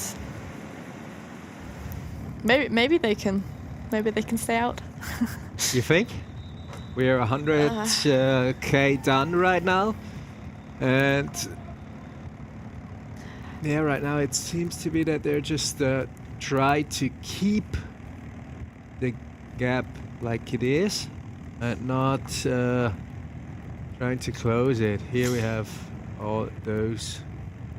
Yeah, I think if they roll into the bottom of the final climb up to Alpendorf with a 50-second gap, I think the big favourites will be able to close that gap quite quickly on the climb itself. So we might have the situation that the Peloton just keeps this gap at 45, 50 seconds, and then they do a proper lead-out train at the bottom of the final climb, which is 2.7k long, and the gradients at the bottom are around 7%, and they ramp up to 14.8 in the finals. So definitely steep enough. A spicy one, definitely a spicy one, and yeah, well suited for punchy riders. 43. Now we have that's Patrick Conrad. 46 on the side, Paul Werniak from Lidl Trek, and 93, also 97, Emanuel Zangalev, who was crowned most active rider yesterday, is always somehow at the end of the peloton for the last couple of Ks. But those two from Team Vorarlberg are making a great effort to keep that gap open. Some horses along the track. Yeah, lovely Austrian villages we're riding through today. Yeah. Beautiful roads, perfect surface, and just nice villages. Typical Austrian villages. Yeah, not just known for skiing or winter sports, also known for amazing racing. Whoa, that was also a close one. Now let's see how the peloton can manage that one. We got some little traffic islands here in between green ones, and now they are towards. Yeah, and we obviously started today in BISCHOFSHOFEN, which is famous for its ski jumping hills for the Four Hills tournament, and it's called the Paul Außerlechner Schanze. Oh, and obviously Primož Roglič, a former ski jumper. Yeah, he's done quite well, or he's doing well in his cycling career, and he also came from the ski jumping. Yeah, when we talk about athletes coming from other sports, Aleix is probably a good example, coming from MotoGP to cycling, but also his teammate Paul Werniak from Lidl Trek is normally a ski mountaineer with an Olympic qualification ticket already in his pocket in the mixed relay competition with his teammate Johanna Hima. So we will see him and her next year at the Olympic Winter Games. But right now, in summertime, it is the perfect preparation for those competitions coming up in the next months for him. Also, some athletes from mountain biking, Hermann Bernsteiner, here on the road bikes on their way. Yeah, perfect cross training. A lot of the ski mountaineers, but also cross-country skiers, they've all got a very good endurance, very high VO2 max, and that's why they normally are also very quick on their bikes. We got someone say, go Tadej Pogačar. That would be nice to have him at the Tour of Austria, but he is unfortunately competing at the Tour of France. Tour de France. Yeah, he took the overall, or is it leading the Tour de France now in the GC classification.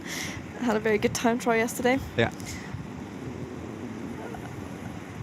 But we've got Isaac del Toro here, and it seems like you guys are lots of big fans of Isaac del Toro. So let's hope to see him maybe do something today in the final. Yeah, you can see Mexico does have a huge cycling community. Yep. And yeah, it's amazing. Right now there are nearly 1,000 people watching right now, but there were quite a few more we had yesterday. So still EF Education on the front, just keeping this gap small enough. I don't think they will want to catch the breakaway too early, because then it opens up for more opportunities for other people to attack out of the group. But each World Tour team of EF Education and UAE have just put one rider on the front, and they're riding tempo at the front, just not to let this break get too much of a gap. Passing Atomic right now on the left side, famous for their pretty fast skis, as you can see here. Putting up the skis, forming a little tunnel for the riders. Yeah, it's great to see the spectators getting a bit creative, but like Tour de France vibes. Yeah, yesterday we had Forscherberg or Polsterer Kogel. There were some Tour de France vibes with campers parked next to the road and people cheering on and ridings on. And some nets for catching bidons. Yeah. Fans always love getting bidons. So here we are, Altenmarkt, going through Altenmarkt.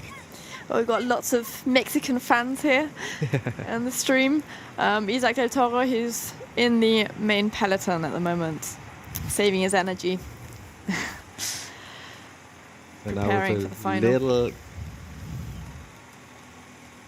counter ascent there after the flat and a bit downhill part.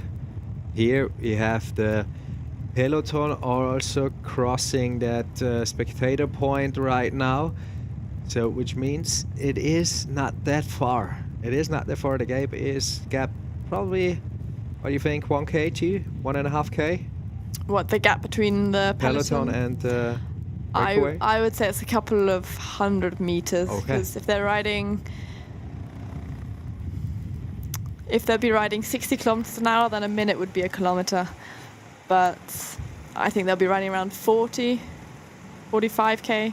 So maybe 700-800 meters. Okay. That's the distance. And obviously when they go uphill, the distance gets smaller, but the time stays the same.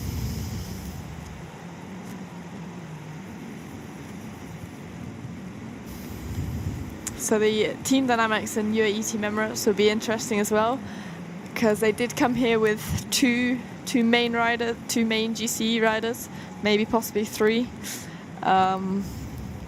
Yesterday, obviously, Felix Großschartner took the win and is a tiny bit in the lead now, but I think the GC will be decided on the big climbs.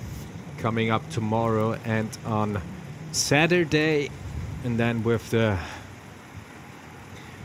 final on Sunday. We started in Upper Austria, now we are in Salzburg for 2 stages, then going to Tyrol with the Queen stage up to the Kütai with 2 Ors categories in there, so the highest categories of the mountain classifications. And after that we step onto the train towards Feldkirch in Vorarlberg for the last race, and it's going to be like a circuit race. And even in Bongau, we are back in Bongau. We have been in Tennengau, we have been up there in WAGRAIN Kleinaal, and now here we are in Bongau towards Flachau, and then back to Bischofshofen, where we are able to see the riders again for another sprint classification. and then it's going uphill. Yeah. Pretty steep uphill. Yeah, I think the final is going to be very interesting today, starting from the intermediate sprint. Maybe somebody will attack before the intermediate sprint to get the points, and they might have a little gap, and they'll be able to continue to get a bit of a head start on the final ramp of today's stage. 51. So again, if you have any questions, ask us in the chat, or maybe write your predictions of today's stage, who's going to take the win today.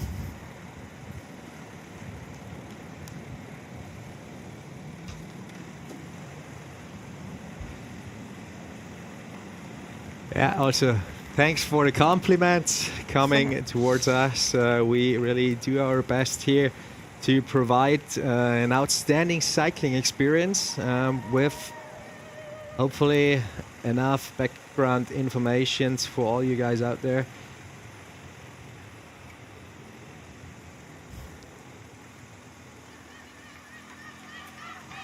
Yeah, again, the fans, the riders just chucking their biddens away when they're finished with them, and the young fans always love to receive little gifts from the riders. Yeah, it remembers me on my early days. Yeah. We had a stage final of the Giro d'Italia in my hometown. That was amazing. Yeah. But right now, those Breakaway group are doing an incredible job. And I guess we are really back there to yesterday's situation, because they have been out there for nearly 100k, and we are right now 107k done. They started pretty early because we had the first mountain classification after 18k, and before that they already did that breakaway. So Yeah, it's getting close to 100 again. Yeah, it was an early break because we also had the first Cat 3 mountain classification at 19.2k and the first intermediate sprint at 26.6k. So yeah, this break's been out here for quite a while, and the gap is at 38 seconds. So let's see how well the breakaways are fueled. That will determine if they'll be able to keep this gap big enough to have a big enough advantage going into the final climb. Another interview here. Radsport meets Fußball. Was gibt es denn da für Parallelen, Alexander Manninger? Ja, Parallelen, wenn man die Profis da sieht, wenig.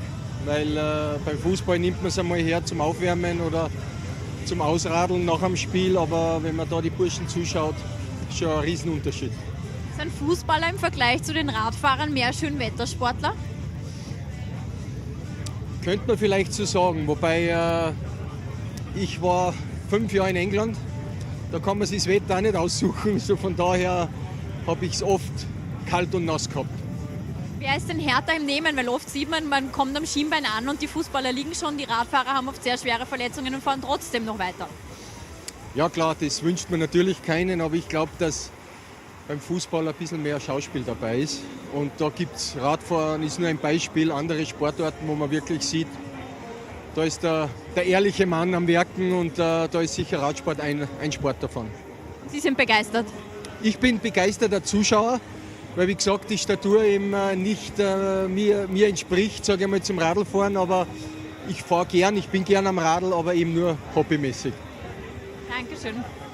That was Alexander Manninger, former Austrian goalkeeper. He played actually in England 2016 FC Liverpool, and he's also up there cheering for the riders. And there was some interesting question he got.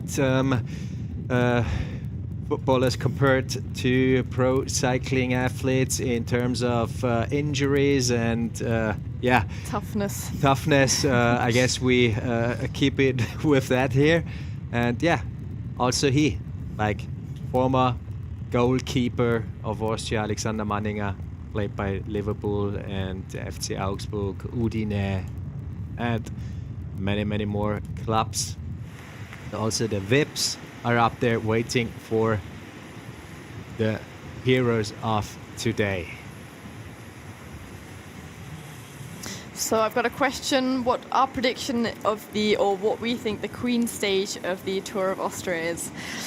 I think, in my opinion, it has to be stage 4, where we've got the Kütai. When we ride up to Kütai twice, starting in Innsbruck, we ride up first from the Kematen side up to Kütai, then we descend down to Ötztal, and then we ride up to Kütai again, up the Heimierberg, Heimiersattel. Yeah. Ötztaler Sattel.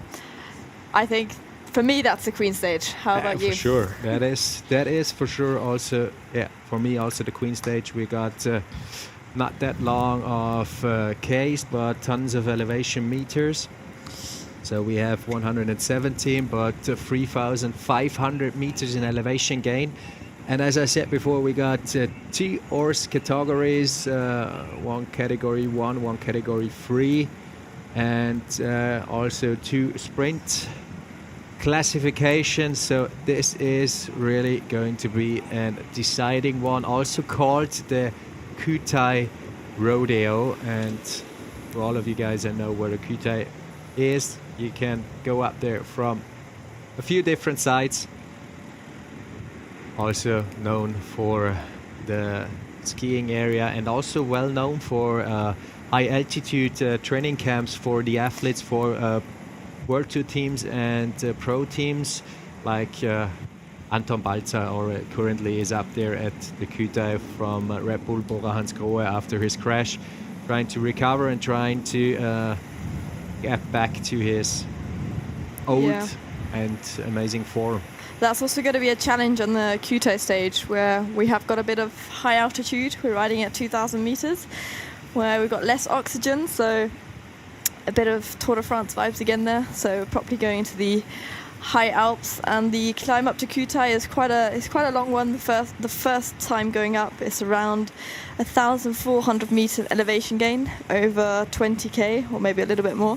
And the second time is a steeper climb, averaging around 10% for 10k, a short descent, and then the final couple of 100 vertical meters up to the finish. So that's going to be a great final, but we've still got a great stage ahead of us today. Yeah, and we're not talking too much of the stages coming up, because otherwise you all guys already know what there is waiting for the athletes, and you might not tune in anymore. So let's keep it with stage number 2 of the 74th edition of the Tour of Austria, which is organized by the 4 continental teams here from Austria. It is Tirol KTM Cycling, it is WSA KTM GRAZ, then we have Team Vorarlberg and Rinkhoff Advarix. Those are those 4 teams trying to keep that amazing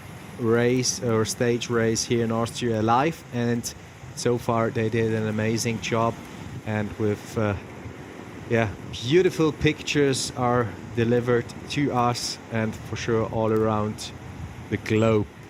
Yeah, it's a beautiful sightseeing tour we're getting through Austria here with amazing pictures. No bluebird sky, but maybe that will come later on in the week. But Austria is obviously still beautiful on a slightly grayer days, cloudier days. So the gap's still at 37 seconds with 24k to go. So we've got around 12k to the intermediate sprint.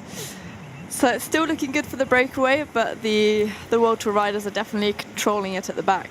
Yeah, they're pushing. They closed the gap for about 20 seconds in the last few Ks. But the last 20k, it's been quite constant, around 35, 45 seconds. Yeah.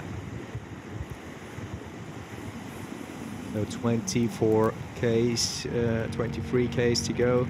And already 2 hours and 37 minutes in the game, as you want to say that so. Yeah. And we've averaged 42.6 kilometers an hour so far. And we've still got Georg Steinhauser on the front of the peloton pushing. So it's definitely been EF Education and UAE Team Emirates. But again, it is also Cecco and Lula here in the front with the whole team. Maybe they are trying to bring Patrick Gamper in a good position. Yeah, Jaco Lula have always been up there, the whole team, the whole day, been present.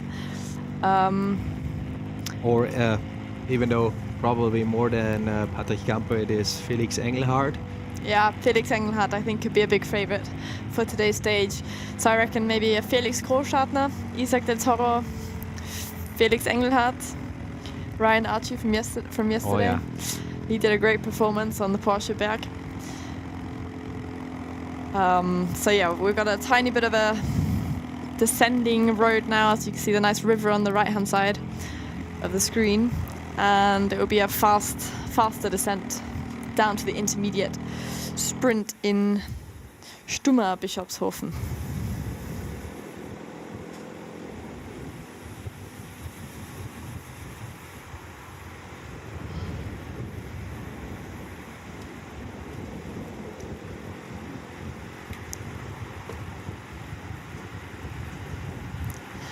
An interesting rider for today, I think, could also be Marco Schrettel. He did a very good performance on the Under-23 Championships last weekend in Hollenstein. It was a similar final, actually, with around 1.7 kilometers and 200 vertical meters. And he closed quite a big gap, actually, to win the race, or to win the Austrian Under-23 title. So he could also be a rider to watch from Tour of KTM. But he said earlier in the interview that the last case would be on his own, and we do have another interview before we really step into the heated Ja, actually phase. from Thomas Bupp from the Tour of KTM. Tag 2 von einer And from the fulminanten Tour Tour of Director. Austria. Ja. Wie zufrieden bist du jetzt schon? Ja, wenn du sagst, dass es eine fulminante Tour of Austria ist, dann sage ich auch, sie ist fulminant, weil sie gestern wirklich fulminant begonnen hat. Ganz ein toller Start. Besser hätte man das Drehbuch nicht schreiben können. Mit dem Felix als Sieger. Heute St. Johann, Wetter passt auch. Wir sagen ja immer, dieser Zielanstieg in St. Johann Alpendorf, das ist die Mauer von Hui, der Tour of Austria. Also ähnlich spektakulär wie der große Klassiker Flash Ballon. Wir werden sicher wieder tausende Zuschauer hier haben auf den letzten 100 Metern hinauf in diesen knackigen Anstieg. Also ich denke, die Tour hat super begonnen und nimmt jetzt richtig Fahrt auf. Und sie bringt auch die Profis zum Zittern, weil wir haben ja vorab schon auch mit den World Tour Fahrern gesprochen diese Woche und die meinten, sie ist so schwer wie noch nie. Ja, und weil die österreichischen Kontinentalteams so gut fahren, gell, dann bringen wir die Profis auch ins Schwitzen. Na, es ist schon sehr herausfordernd. Ich meine, immerhin fast 14.000 Höhenmeter. Verteilt auf ein bisschen über 700 Kilometer. Das hat es in sich, gell? Also jeden Tag sehr knackig. Wir sagen kurz, aber sehr intensiv. Nein, wir freuen uns wahnsinnig. Also ich denke, das ist auch ein bisschen der Lohn der intensiven Arbeit, die wir die letzten Monate geleistet haben. Und jetzt schauen wir halt, dass wir die Früchte entsprechend ernten dürfen. Dürfen wir uns dann auch schon auf nächstes Jahr wieder freuen? Also ich freue mich auf jeden Fall, vor allem nächstes Jahr. Wir haben heuer die 74. Ausgabe der Tour of Austria. Das heißt, wir würden nächstes Jahr einen sehr großen, runden Geburtstag feiern, 75 Jahre. Und das gehört, glaube ich, richtig groß gefeiert, weil die Österreich-Rundfahrt, die Tour of Austria, eines der großen Sportmonumente unseres Landes ist. Und 75 Jahre einer derartig großen, traditionellen Sportveranstaltung, ich glaube, da gibt es nicht viele Vergleiche in Österreich. Also ich würde mich sehr freuen, wenn wir das nächstes Jahr groß begießen dürfen. Wir uns auch. Dankeschön, Thomas Bupp. So Thomas Bupp, he is more than happy with the tour so far. He said it was an incredible start yesterday, and especially with the win of Felix Großschartner, and he is looking forward to see those athletes on the, like he said, the small wall of Hui. He always compares it a little bit to the classic Flash Ballon, whereas the big wall of Hui, and yeah. Everything is well prepared. Next year it is the 75th edition of the Tour of Austria, and the pro teams, like he said, are a bit sweating because the Austrian continental teams are pushing really hard here so far, and it is a spicy Tour of Austria with 713k and more than 13,000 meters in elevation gain. And we also have the question about the last climb, if it is a narrow road or positioning. will be an issue. And while I was translating that interview, Amelie had a little zoom into it. It is not that narrow. That's for sure. We can say like yesterday's Porscheberg, but also it has a spicy turn before it goes into the finish area. So positioning will be an issue, but not that important like yesterday on the start of the climb to Porscheberg. Yeah, I think it will still be important if you've got stage ambitions to be at the front of the peloton, because although the road is relatively wide, it's still a 2.7k climb, so not that long, but it does max out at 14.8% at the end. So if you want to try and attack or try something on this climb, then you've got to be at the front of the group. As always, really, in these type of finals, if you want to get a good result, you've got to go into the climb at the beginning, at the front, and yeah. But I think this is going to be a great final as we've got 17k to go and the gap is still at 35 seconds. So at the moment, still looking good for the breakaway. Yeah, they're working really, really hard. That lorry we can see is seen earlier today, which means we are again towards BISCHOFSHOFEN on our way towards the last sprint classification of today. And now we have 27 seconds, but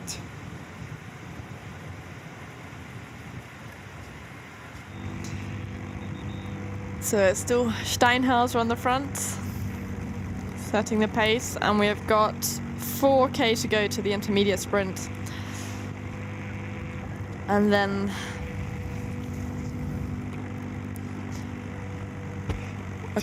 2 hours 44 minutes. Average speed still at 42.7, and the elevation to go are 373 meters. So there's still a bit of task to do for them.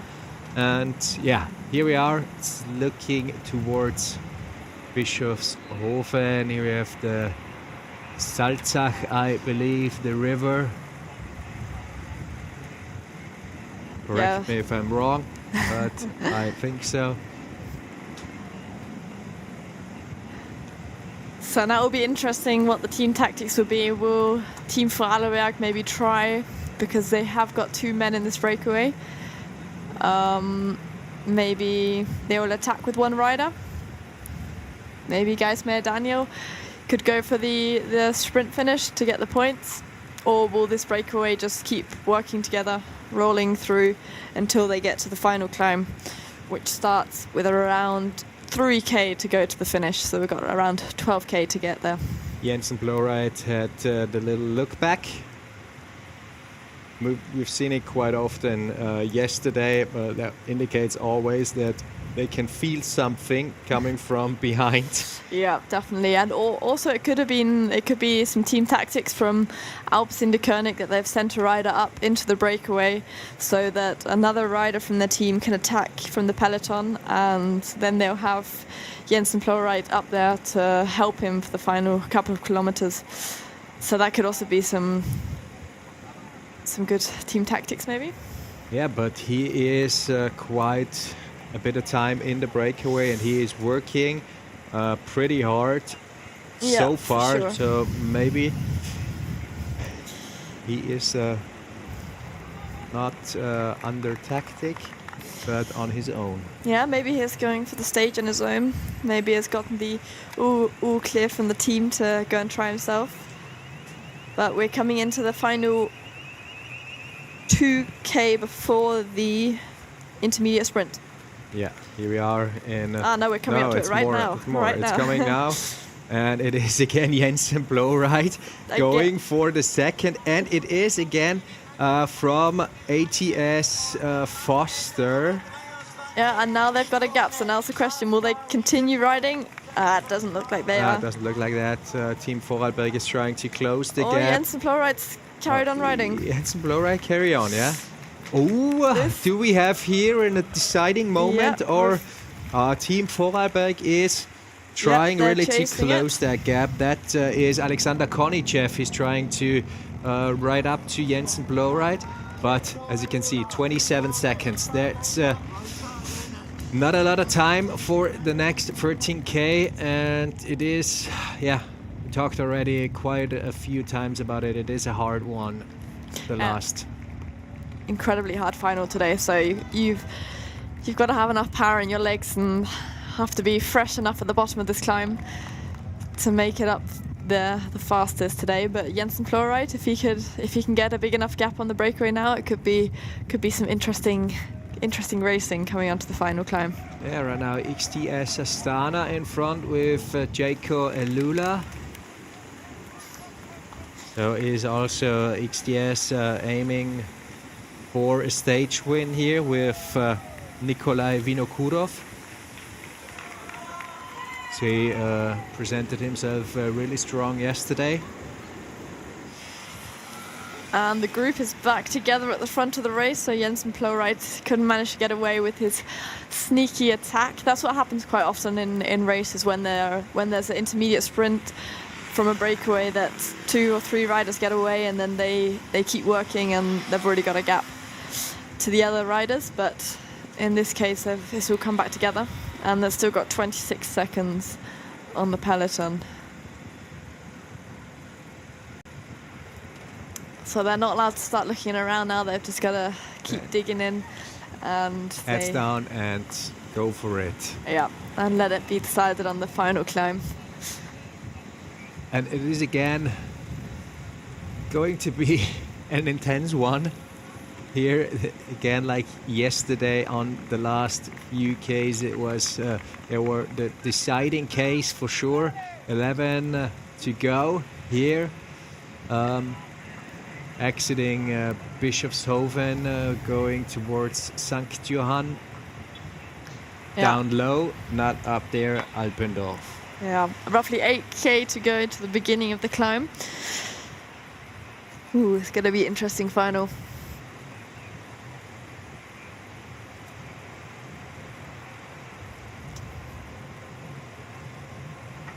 Another 4 points for Jensen Blowride.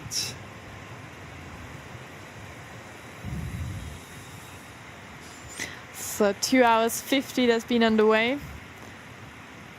And the average speed so far, according to the statistics, 46.5. 46.5. Which is very fast. So in that intermediate sprint, Blowride Jensen won the 4 points. Michael Selaskowski won 2, and Federico Guzzo got the 1 point there.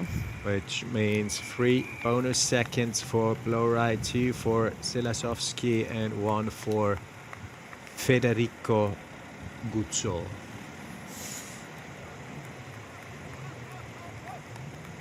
So we have 1 Austrian in the breakaway, and well, the trains have lined up here. Jaco Lula's there. KTM Tyrol's also at the front, the Conti team. That is Marco Schrettl. Does that look like Purcell at the front? Or Purcell, yeah, could be, but I would say Marco Schrettl will be in the peloton at the moment, and saving his energy for the final climb. So there's no point now really taking much fuel, because you won't have enough time to digest the fuel. So let's hope that all the riders have had their caffeine gel and they're ready for this final climb. Here we are able to see Marco Schrettl in the orange jersey. Yeah, and Matty Dodd at the front. And we've got the Jaco Lula train on the right-hand side. Astana in the middle between KTM and Jaco. Then on the left-hand side we have Lidl Trek, and also Benotti Berthold is forming the train here on the top. So now they really have to dig deep here to close the gap. Yeah, I mean, you see Tim Baffler there just sitting on the... now he's in the middle. So there's proper racing going on right now. And it's going to be very tough, I think, for this breakaway to make it to the top of the climb, because the pace is extremely high at the moment. I can see that. leaning on the aero bar. Yeah, super aero from Tim Baffler. He's obviously used to it from track racing. Also, Team Vorarlberg is forming here on the left side. Yeah, maybe for Emanuel Zangele. He'll be, but they have got 2 riders up the road, so. But it looks like they might be caught because the gap is that's at 21 with 8K to go. That's not. They're not gonna. No, they're not gonna keep it until the finish area. That's my guess. Yeah. So 25 seconds. 25 seconds. But you know, the riders in the peloton, they have been saving their energy the whole day. And these riders up the front, they've had an extremely hard day. In the wind for over 100K. And if you look back, you can already see the peloton. You can see them. This is going to be a hard fight, but look how fast that peloton is coming. And all organize the teams. So they'll all have one rider they'll be riding for in the team, and they'll just be putting the hammer down now completely. They are going to be swallowed in any moments here. 10 seconds right up there on the screen. 14 seconds. Yeah, it's always like jumping a little bit around there. Yeah, so for anybody who's just started watching, we have got a climb coming up, a final climb of 2.7K and 172 vertical meters, averaging 6.5%. And it maxes out at the top at 14.8, so it gets steeper at the top. We've got a 5-man breakaway, and they've been out there for 100K? 100K, yeah. Or over 100K. Right now there's some discussions going on between EF and Astana.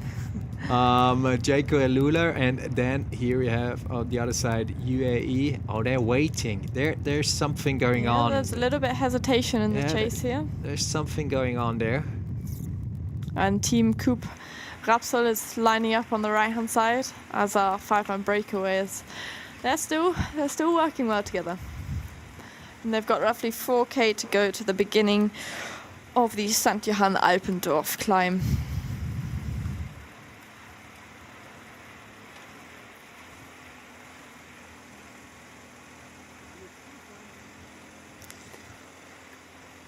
Oh, that is going to be...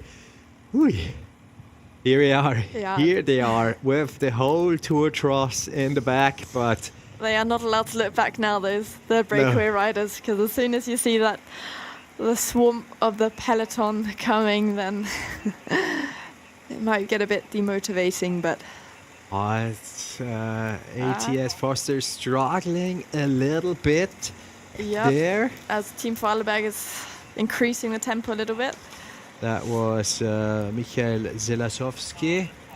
And here we can see that... Yeah, view towards the church of SANKT. And 6K to go, and Jensen Bloreit is really putting the hammer down here and trying to get away a bit, or trying to... Oh, here we have SC Padovani, Federico Guzzo, and Michael Zelasowski. They're distanced. They're distanced. There is the gap. And here we have 82 Paul Puschek in the peloton from Rinkhoff at Varix. And there you can see, even though it is the end of the peloton, they are pretty fast. And there's the attack of one of Team Vorarlberg with their, that has to be, I believe, Alexander Kornichev, trying to get away a little bit here from Jensen Bloreit, but he is glued to the back wheel of Kornichev. Oh, they're smiling. They're still smiling, those two. I think they've maybe accepted defeat, because if the time is correct, that we can see it's only 8 seconds advantage they've got now. But these two have managed to break away from their 5-man breakaway, and yeah, we can see UAE probably putting the hammer down again at the front now. But there's nothing going on right now. They're just all waiting if someone out of the peloton tries to attack them. Because if so, then they need to be completely well prepared to send someone of their top GC contenders with them. It looks like they got a tiny little bit of tailwind now, which will be helping the two breakaway riders. But we are within the last 5K, so 2.3K to go to the beginning of the climb. Touched a little bit, those two. Let's see if we can There they are. But still a gap. It is still a gap. Still a little gap. It's just a question of how much energy have they got left, because they are both looking back now. No doubt. And it looks like that's the moment.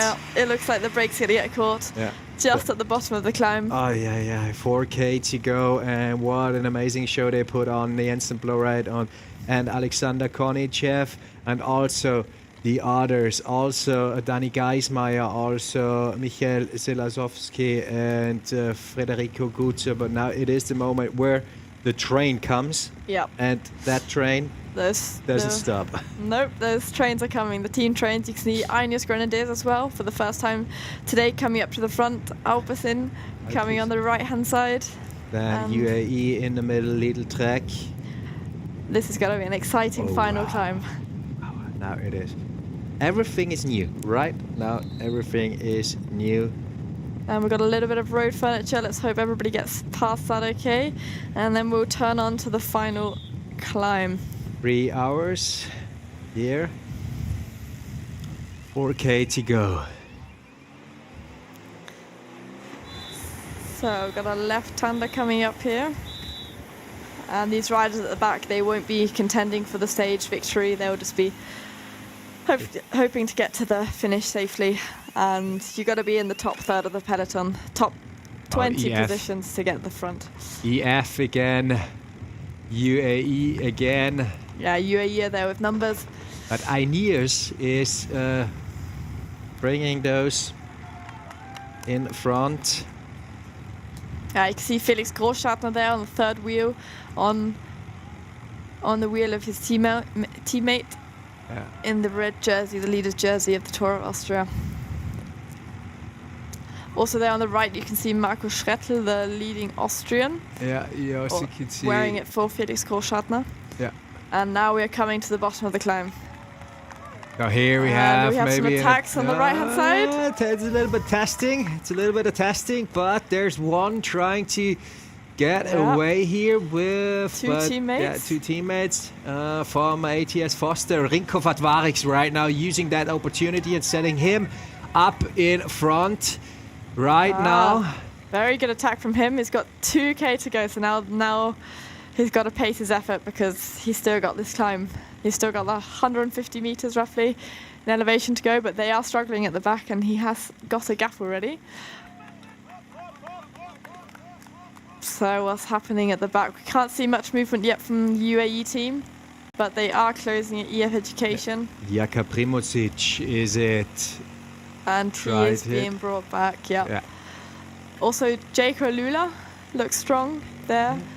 EF again, so 2K to go. It is again.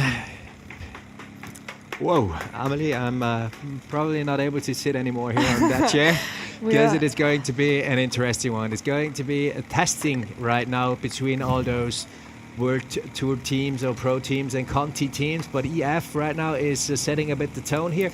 Maybe they bring Reinarci up front. Maybe he'll be able to do the same, similar attack as he did yesterday on the Porsche climb. And the gradient's around 6 to 8% up here, and then at the top they properly ramp up over 10%, going up to 14.8. So the decisive attacks will come in a moment, I reckon. Reinhardt's just on the radio then, maybe try to get his team organized.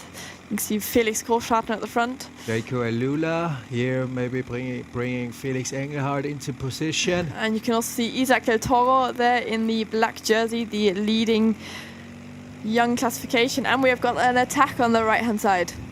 Attack from a Unibet rider. And they're all looking at each other. They're looking, no one is trying to follow him, letting him go. Yeah, he has got a good gap there, 100 meters. But now there's EF trying to close that gap here. But with it, we are in the final kilometer. Final K. of that second stage. Unibet up front. Now the slopes are really going to start ramping up. Not much draft advantage when you get over 12%. So this is going to be a very interesting final. Is it going to be a sprint decision coming up here in a few moments? It's because leaning, here we have the Flamme Rouge. It is right now the last K, and EF at the occasion is trying to bring Ryan Archie, or or is he trying to go solo? Or he tried to, So now the tempo is increasing at the back. We can see riders dropping off. And a big attack coming here from a UAE rider going over the top of Unibet. We can't quite see the numbers, but look how small the peloton is at the moment. Very exciting. So which rider is this from UAE? Now there is a huge gap, and now he just keep dancing on the pedals here to get to that stage win. 3 hours and 3 minutes here, and here we have him from UAE right now in the frame. And he has got a good gap there. You can see from the aerial shots, a beautiful village. We are nearly at the top of Alpendorf. We are within the last couple of 100 meters, and he has got a good gap, but we can't quite see which rider it is. I guess it is Filippo Baroncini. Okay. If I've seen it right. I don't think it isn't Micah, because Micah is in the national jersey, but he has got 100 meters, but it isn't increasing. It's staying pretty constant. I think Agnes Grenadiers, and 300 meters to go. 300 meters to go, and now we have that. He needs to keep going. Filippo Baroncini, it is. Yes. It is going and up to that 40.9% ramp, 200 meters to go. Now he hits the big radiance. Oh, you can see it. And it's looking very good for, but they are coming. Aeneas is trying to they are coming, sprint but it's here. looking good for Filippo. Yeah. That's going to be close. Oh, it's going to come closer. Here we have Isaac Del Toro into the sprint decision. That is not Filippo Baroncini. That is. And Isaac Del Toro is also coming over the top. Oh, that was Isaac Del Toro.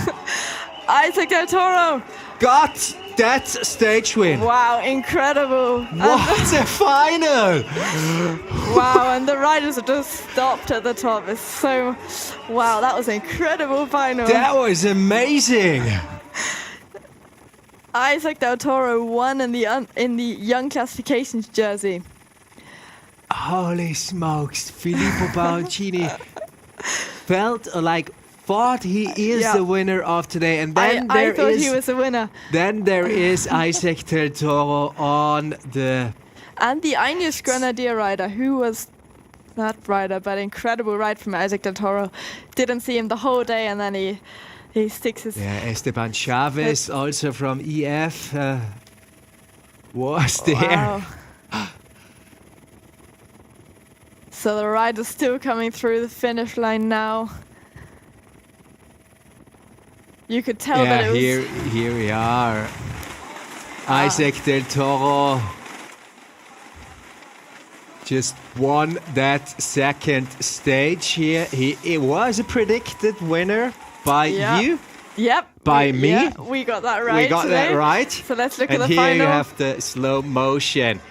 Wow. Isaac Aeneas, here we are, UAE again, Felix Großschartner also, Lidl Trek also. I think it might have been August Andrew came second over the line, I'm not quite sure about that. But third place for Hector Alvarez, second, Andrew August. Came second, also a very good ride from the young rider.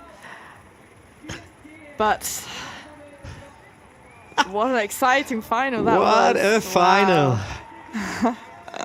Again, in that stage, everything was in it. Yeah. Long breakaway.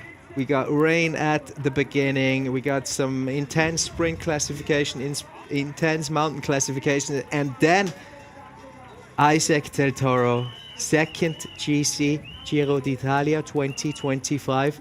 Just took home another win for UAE. And here you can see it, Alvarez in third position, Großschartner fourth position, Alessandro Covi 5th position. Felix Engelhardt, also 6th position, Yep. Jaco Elula.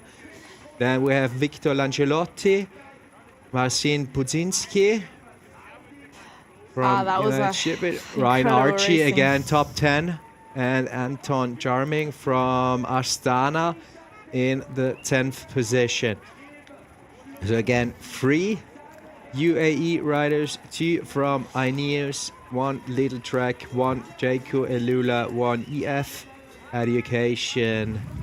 But also a very strong finish from Andrew August, the 19-year-old from America. So we have the GC classification. Felix Großartner stays in the leading jersey. Rafael Michael, Ryan Archie, 12 seconds. Isaac Del Toro, 16 seconds. Then we have Hector Alvarez with 22 seconds delay. Felix Engelhardt stays with the 26 seconds. And yeah, Leonard Kemner, also from Germany, 26. And Kilian Verjuren. This is going to be a very interesting fight for the general classification in UAE. You got 3 riders in the top 4 after stage 2. Here we have it. One more time, that amazing finish by Isaac Del Toro with a good bike length ahead of August Andrew and Hector Alvarez. Wow, he came against Felix Großartner. Came in with some speed then. Oh, amazing. Incredible final. And amazing how it just ramped up at the end. You could just see when the riders stopped their effort, they just stopped dead. Done. And it was done. Day done. Work day done for our 135 something athletes here at the Tour of Austria. Another 160k done. There's still a few hundreds waiting. And final riders just coming into the finish line now. The ones who aren't competing for the general classification will just be bringing it home today within the time limit and preparing for tomorrow's stage. Now recovery. Here we have Felix Großartner, Victor Alvarez, Rafael Michael, and the winner Isaac Del Toro. Then Jensen, Blowright, you can see here.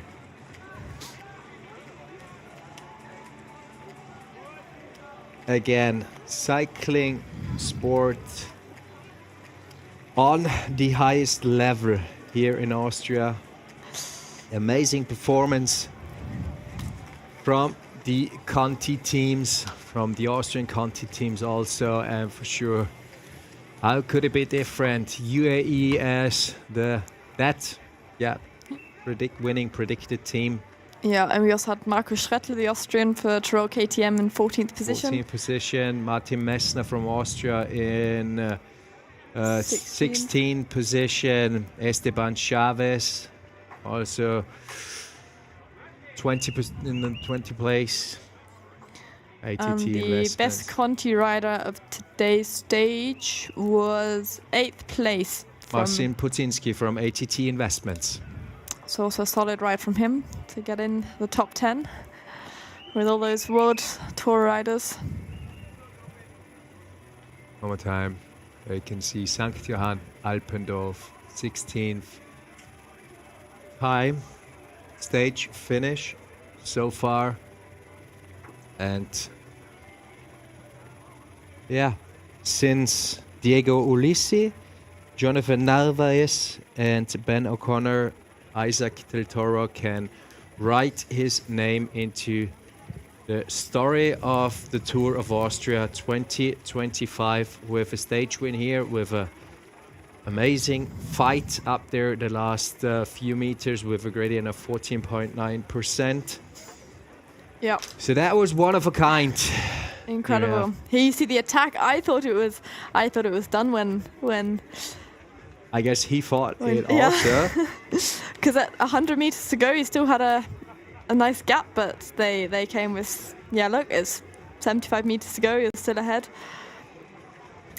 And then the powerhouse of Isaac Del Toro just came over the top of him. Just snapped here. Snapped it away from him. Yeah.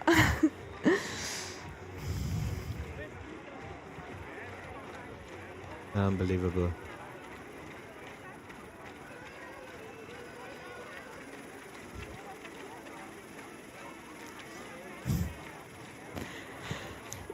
Beautiful helicopter views we can see here from the finishing area, Alpendorf. But yeah, that was a great final. That was a great final. One more time. Bluebird.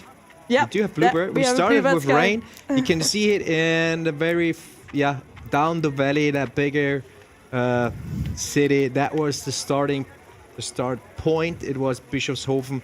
Then we went over to the TENNENGEBIRGE, then we were in WAGRAIN, we were in Flachau, we were in Altenmark, and then back to the Bongau, and then up there to that amazing scenery. Yeah, an amazing final climb. I loved that final. Yeah, and I guess a few of the riders may hop into those many pools we were able to see here. Yeah, I think they'll be heading back to the team bus now, having a short spin. You can see also Thomas Bupp here and Stefan Amelini, race director, in the sport section. So I think they'll still be waiting for the last couple of riders to come through. They've got 15 seconds today of the winner's time to get to the finish line so they can start tomorrow.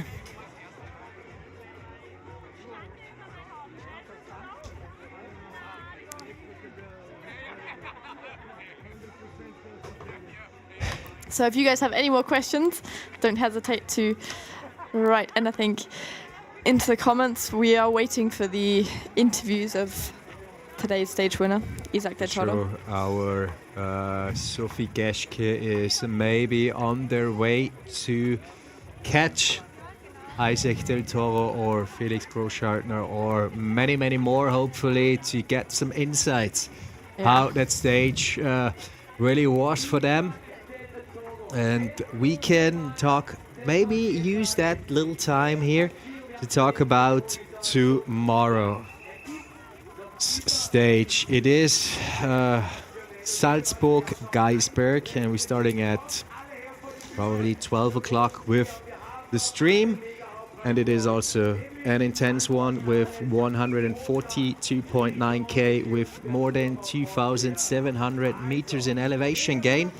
And also some category 1 mountain classifications in it, but in total there are 4 of it. It is going to be, I would say, in an architecture-wise way, the most beautiful stage coming up of the Tour of Austria. It also called Rock Me Amadeus.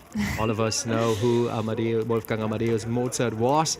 And Salzburg is known for his residency back in the days. Yeah, it's for sure going to be a beautiful ride to the final climb, and it's going to be a spicy one tomorrow. It's quite a long climb up to Geisberg, around 600 vertical meters. So maybe it's not going to be one for the punchy riders. It will be maybe a GC, definitely it will be a GC day tomorrow. And there are also some Austrian locals there who pretty actually knows every part of the track. There'll be some local training roads for some of the Austrian riders, and we've got 4 Cat 3 climbs tomorrow and 1 Cat 1 with 3 intermediate sprints. So it's definitely going to be a full-on day of racing, and I think very interesting one. Very interesting one.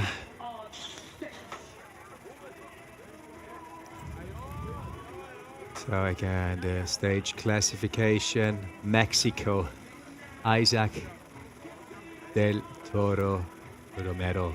Andrew August, representing the United States, came second today, then Hector Alvarez, Spain. Isaac Del Toro, congrats to this fulminant win. How are you feeling right now?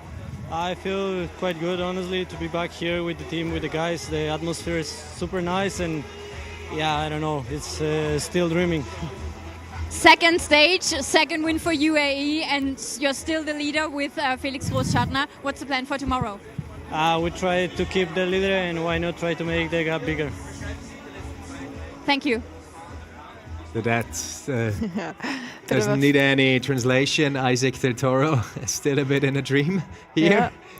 I'm ready for a fight tomorrow. Oh yeah. It'll be interesting to see the UAE tactics tomorrow, see how they'll race the whole stage and the final climb. But I think they'll definitely want to increase their lead on the GC. With Großstadtner or Isaac Del Toro or Michael. Yeah. Rafael But- Maika. So Not just to stick with UAE, we also got like Hector Alvarez from Lidl Trek, Archie Ryan, EF Education. yeah. Yeah. Also August, Aeneas. Andrew August for Aeneas, yeah, and the best little trek rider, Alvarez Hector. So this is the start in the Having wet. the highlights of today. Wet start, ending into beautiful sunny weather. And they're attacked straight away at the beginning. A big fight again to get into the breakaway. For the first Cat 3 climb of the day.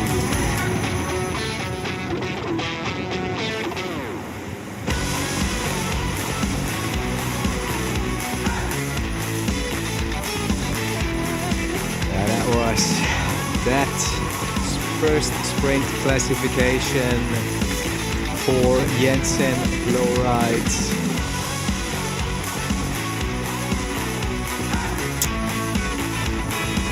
87, 88, going down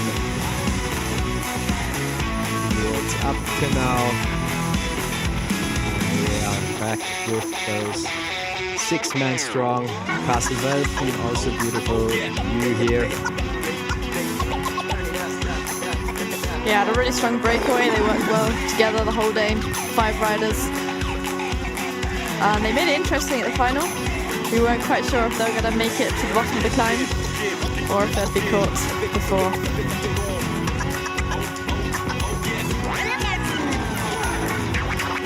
The sign gives you what. That was the best caption of today, for sure. And they are sprinting it out for all the points today. WAGRAIN Kleinhal, the intermediate sprint classification. The train on the way to catch them. And the road straight up, and the gap came down there. The gap came down, yeah, but that's for sure. They did have 2 minutes 30 at one point, and that came down to 30 seconds. Was around 30 seconds for 30k. Yeah. That's the moment they exactly knew what is going to happen in the next moment, and here we are. And they accepted defeat. Got swallowed. Testing by Inkov Adlarix, and now the mental game here in the apartment game started. Minibet, and here have The attack. Filippo Baroncini And it looked very good. trying to get away. And you can see right now the gap that really opened up for Filippo Baroncini on the last meters, but Andrew August seems to at first secured that win, but there's one not on the list. He was on the list for sure, but he was not often seen here at that stage. Yeah. Isaac Del Toro. Yeah, so Felix Großstadtner is still leading the Tour of Austria after stage 2.